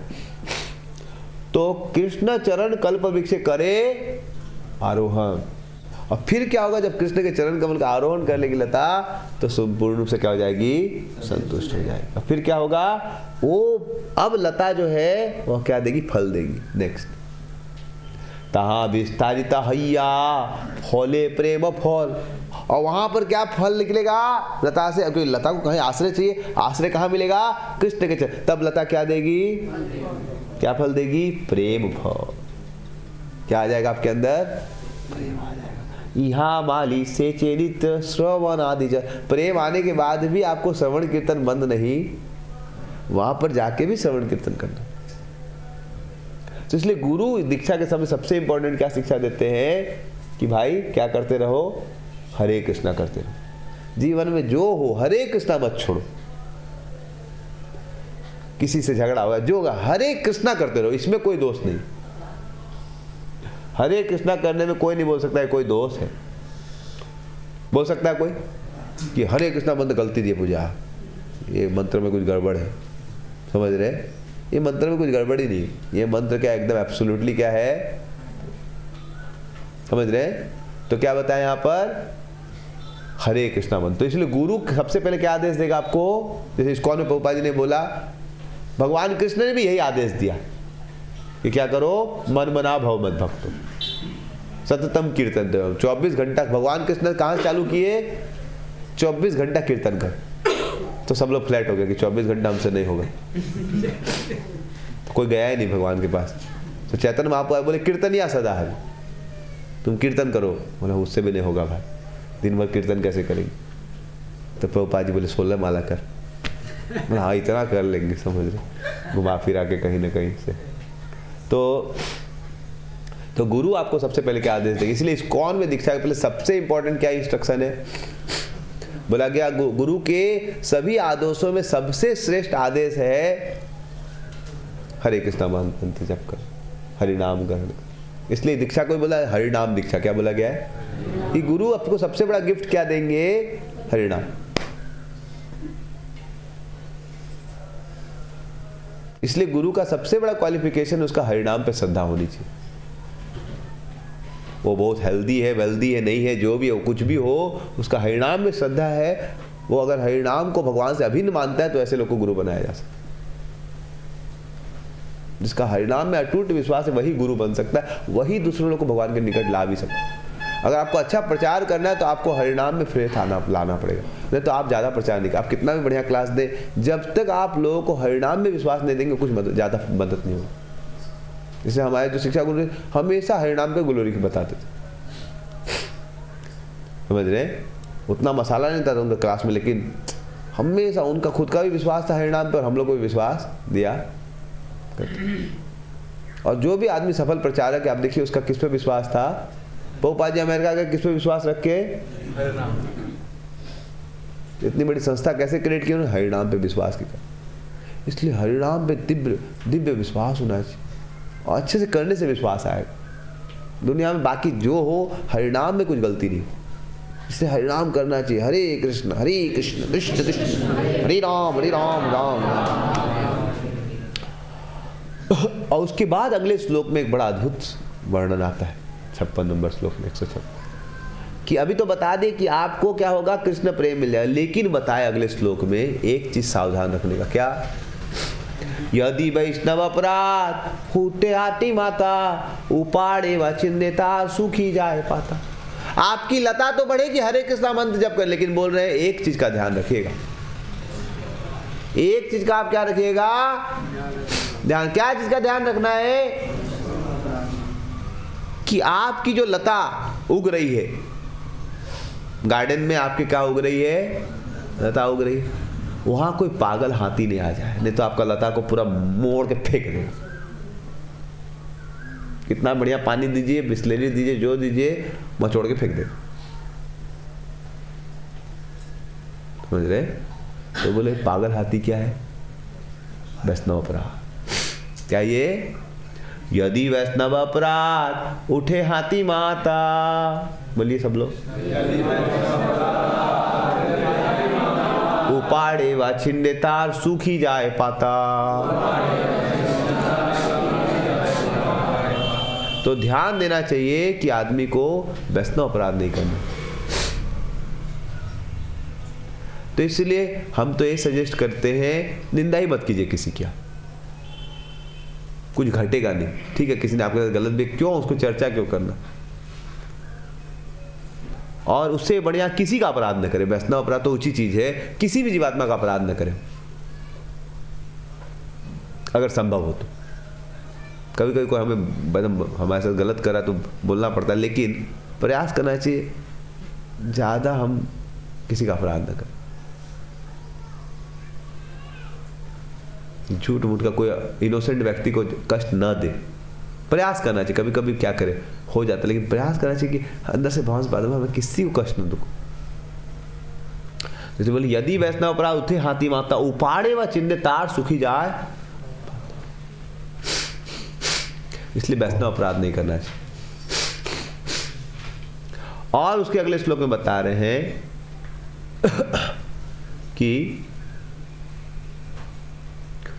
ताते माली यत्न करे आवरण। क्या करना चाहिए कि आपको बीज है तो हाथी से बचाना पड़ेगा आपको, तो आवरण करना चाहिए। क्या करना चाहिए, फेंस लगा देना चाहिए, घेरा लगा दीजिए। क्या चीज का घेरा लगाना पड़ेगा, भक्तों का संग का। हमेशा बढ़िया भक्तों का संग में रहिए तो आप अपराध नहीं कर पाएंगे। आपके मन में किसी का गलत वासना भी आए, कोई भक्तों से मिल लीजिए, वो आपका लेक्चर उक्चर के थ्रू आपको फिर मन में आएगा कि हम गलत करें। जैसे ध्रुव महाराज ने किसका संग मिल गया उनको, स्वयंभू मनु का। तो बोले, क्या पागल है, मारेगा ऐसे, तुमको अपराध लग जाएगा। तो इसीलिए आवरण कैसे कर सकते हैं हम लोग, अच्छे भक्तों का संग में, और अवैष्णव के संग से दूर। वो लोग आपको और भड़का देगा, वो आपको और, मान लीजिए किसी ने आपके साथ कुछ गलत कर दिया, जैसे एक वैष्णव मान लीजिए हमारे साथ कुछ गलत कर दी, तो मन में थोड़ा चोट लगती है। लेकिन आपको वैष्णव से बोले, ठीक है प्रभु जी, आपको पता उस वैष्णव की क्या स्थिति थी बेचारे की, तो आपको सही समझा देगा कि पूरी मैनेजमेंट में क्या करें, मैनेजमेंट करना पड़ता है, क्या क्या आप ही बताए कैसे होगा। तो फिर आप भी बोले, हाँ ठीक ही बोलो। लेकिन आप अवैष्णव का संग करें, अरे वो ऐसे ही करता है वो लोग, अरे हमें पास और कैसे दिखा है, इसके साथ ऐसा अरे हमको तो इतना पता, इतना गड़बड़ है लोग, अरे बाप रे बाप, समझ रहे। और आपको इसको तो एकदम फौरन से पैसा आता है, पता तुमको, समझ रहे, ऐसा है वैसा है। अरे पता है, ये देखो ये महाराज जी का फॉल डाउन हो गया था, हाँ, तो उसको और पूरा कचरा भर के उसको पूरा। अच्छे वैष्णव संग देखो, बोलो कि देखो इस डिवोटी का फॉल डाउन, बिकॉज सही से जप नहीं किया, इसलिए उनका आप तो अच्छा जप करो। तो अच्छे वैष्णव का संग करेगा तो अपराध से बच जाए। ध्रुव महाराज को अपराध करने का मन आ रहा था सुरुचि का, लेकिन सुनीति का संग किया तो उसका अपराध करने का इच्छा खत्म, समझ रहे। या ध्रुव महाराज के मन में आया था यक्षों का अपराध करने का, लेकिन स्वयंभू मनु का संग किया तो अपराध हस्तिर जैसे न है उद्गम, ताकि अगर बड़ा बड़ा दीवार है तो हाथी कैसे आएगा, समझ रहे। तो इसलिए अच्छे भक्तों का संग करना चाहिए, तो आप फिर जल्दी आपसे अपराध नहीं हो। और फिर बता रहे 158 में, और दूसरा चीज आपको ध्यान देना पड़ेगा, किंतु यदि लातार संगे उठे उपशाखा। लता के बगल में क्या है, कभी कभी क्या होती है, आपने तो बीज डाला था, समझ रहे हैं, उसको पानी देते, लेकिन कभी कभी बीज के बगल में और भी कर्म कांड के बीज होते हैं। जैसे आपने खेत में मान लीजिए आम का बीज डाला, लेकिन उसके बगल में और भी छोटे छोटे कुछ और घास फूस है, वो भी पानी ले लेंगे। तो भक्त को ध्यान देना पड़ेगा कि भक्ति को ही पानी देना है और वासनाओं को पानी, क्योंकि आप जब साधना करते हो तो बहुत शक्ति आ जाती है आपके अंदर। आप चाहेंगे मेरे को सबको दिखाना है कि मैं बहुत बड़ा ग्रेट आदमी, भगवान आपको ग्रेट बना देंगे, बहुत अच्छा गाने लगेंगे, आप बहुत अच्छा प्रवचन देने लगेंगे, ये वो, लेकिन आपको भक्ति नहीं बढ़ेगी।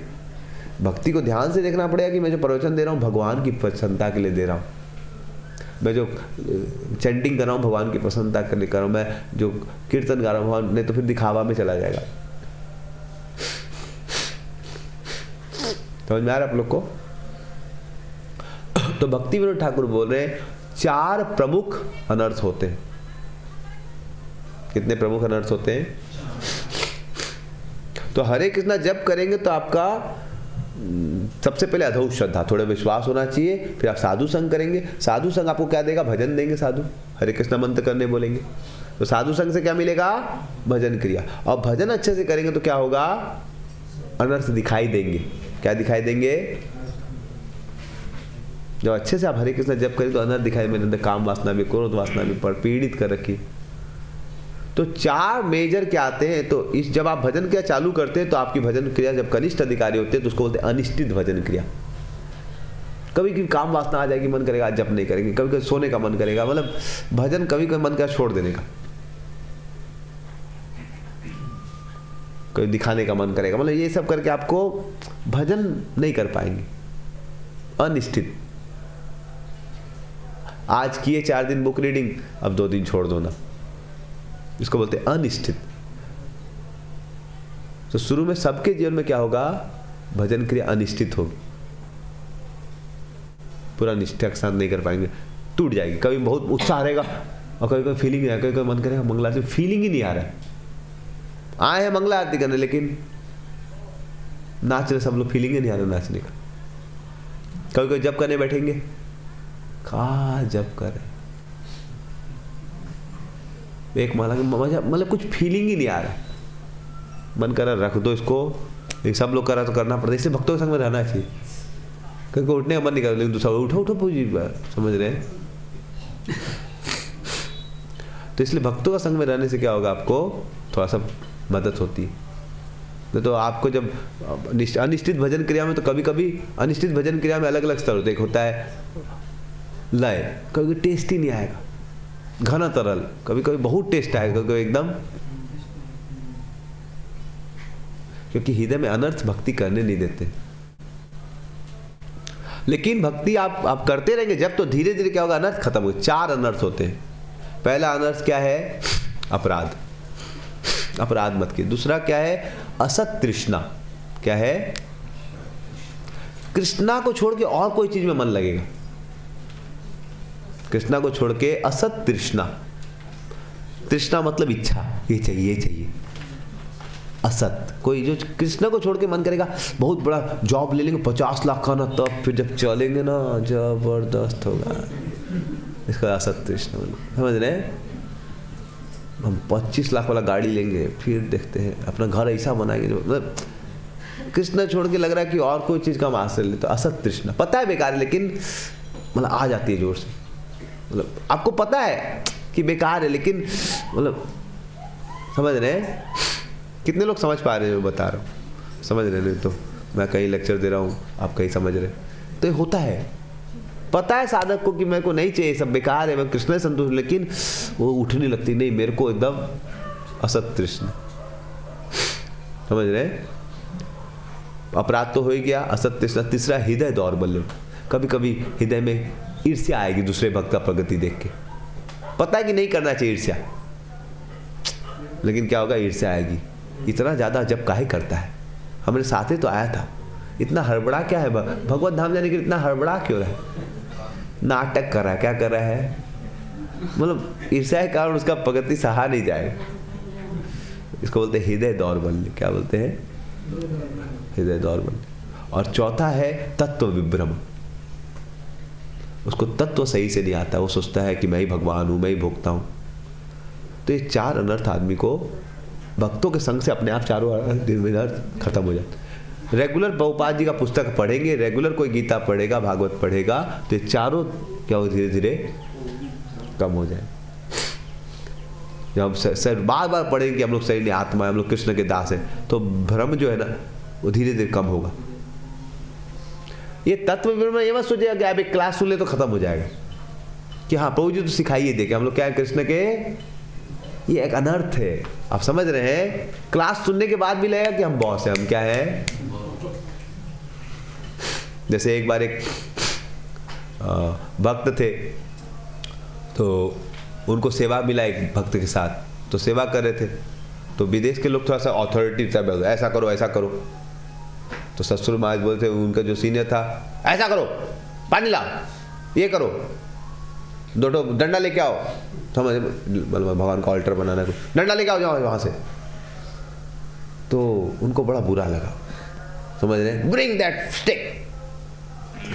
तो सोचने लगे कि अरे वो अपना बुक में लिखते हैं कि मैं सोच रहा था कि मेरे को बहुत बुरा लग रहा था कि प्रेम से बोली ना कि ला सकते हैं क्या, ऐसा क्यों बोल रहे, ब्रिंग द स्टिक, समझ। तो उनको बड़ा बुरा लगा, तो बोल रहे थे कि मैं सोचा कि हम लोग तो सुनते हैं कि हम लोग दास है, लेकिन कोई बोलता है सेवा करो तो बड़ा बुरा लगता है। तो हम लोग जानते हैं कि हम लोग सेवा के, लेकिन एक्सेप्ट नहीं करता है। समझ रहे हैं आप, इसको बोलते हैं तत्व विभ्रम। जानते हैं, लेक्चर सुनने से नहीं जाएगा, लेक्चर भी सुनना चाहिए, लेकिन यह कोई वैष्णव को देखने से खत्म होता है जो सेवा भाव में। तो आपको वैष्णव का सेवा करना पड़ेगा, आपको उनका संग करना पड़ेगा, लेक्चर भी सुनना पड़ेगा, भगवान से प्रार्थना भी करनी पड़ेगी। तो इनको पार करने में बहुत कष्ट होता है। तो आपको गुरुजी क्या आदेश देंगे दीक्षा के समय कि आप क्या करो, 16 माला जप करो और ये 4 पाप मत करो। बोले 4 नियम ये नहीं है, वो अलग है मतलब, लेकिन वो 4 नियम मतलब जो है पाप मत करो, असत पीस की चीज तीसरा मत करो, ईर्ष्या मत करो लोगों की, समझ रहे। तो इस प्रकार से ये 2 गुरु आदेश देते हैं दीक्षा। और जब आप हरि नाम करते रहेंगे तो 4 पार करना पड़ेगा आपको। अब विश्वनाथ चक्र ठाकुर आप लोगों को समय होगा तो अभी तो इस समय कभी अलग से कोर्स कर सकते हैं कि कैसे 4 स्तर कैसे पार होते हैं, समझ रहे हैं। इस कोर्स के बियॉन्ड है, अभी तो हम लोग यहाँ पे वो चर्चा नहीं कर सकते, लेकिन आप लोग समय मिलते एक माधुर्य कादम्बरी बुक है, उसमें पूरा डिटेल में दिया गया कि कैसे जब आप जप करते हैं तो हृदय कैसे कैसे शुद्ध होता है। एक देश वर्तनी, बहुदेश वर्तनी, कौन से स्तर पे आपका 9 स्तर है भक्ति के, अतो श्रद्धा, साधु संग, भजन के, अंदर से निवृत्ति, निष्ठा, रुचि, आसक्ति। तो कब आपका अपराध खत्म होने लगता है, समझ रहे हैं। ऐसे करके 4 अनर्थ और आते हैं, दुष्कृति अनर्थ, सुकृति अनर्थ, कब कौन सा कब खत्म, पूरा डिटेल में उन्होंने दे दिया। लेकिन इस कोर्स के बियॉन्ड है, वो अभी कवर करना। लेकिन आप हरे कृष्णा करते रहिए और वैष्णव का अपराध मत कीजिए। अब प्रयास कीजिए गलत आदतों को और सींचे ना, किसी को गलत चीज देखने की आदत, अब आप उसको मत सींचिए, नहीं तो फिर भक्ति आगे नहीं। तो इसलिए प्रभुपाद ने इंस्ट्रक्शन दे दिया 16 माला कीजिए और 4 नियम का पालन, समझ रहे। यही हम लोग को दीक्षा के इस्कॉन में नियम है, 16 माला मिनिमम गुरुजी बोलेंगे करो और 4 नियम का पालन करो, ठीक है। तो इस प्रकार से अभी हम लोग यहाँ पर एंड करना चाहेंगे, ठीक है। हरे कृष्णा कृष्ण कृष्ण हरे हरे। तो भक्ति अच्छे से करनी है, जप करने से नहीं होगा, जप के साथ साथ ध्यान पूर्वक जप करना पड़ेगा कि अपनी भौतिक वासनाओं को तो हम पानी नहीं, जब भी करना और साथ साथ देखना है कि हम लोग सही से क्या बना लिए हैं अपनी बाउंड्री, कि कोई का अपराध न करें और पाप न, ठीक है। और चर्चा हम लोग अभी 9:50 हो गया है, तो हम लोग और एक सेशन करेंगे, वो हम लोग 11 से करेंगे, ठीक है ना। हरे कृष्ण। तो मैंने 2 यूनिट कवर कर दिया है इस बुक का, अभी 2 यूनिट बाकी है, तो एक और यूनिट कवर करेंगे सेकंड से। श्री प्रभुपाद की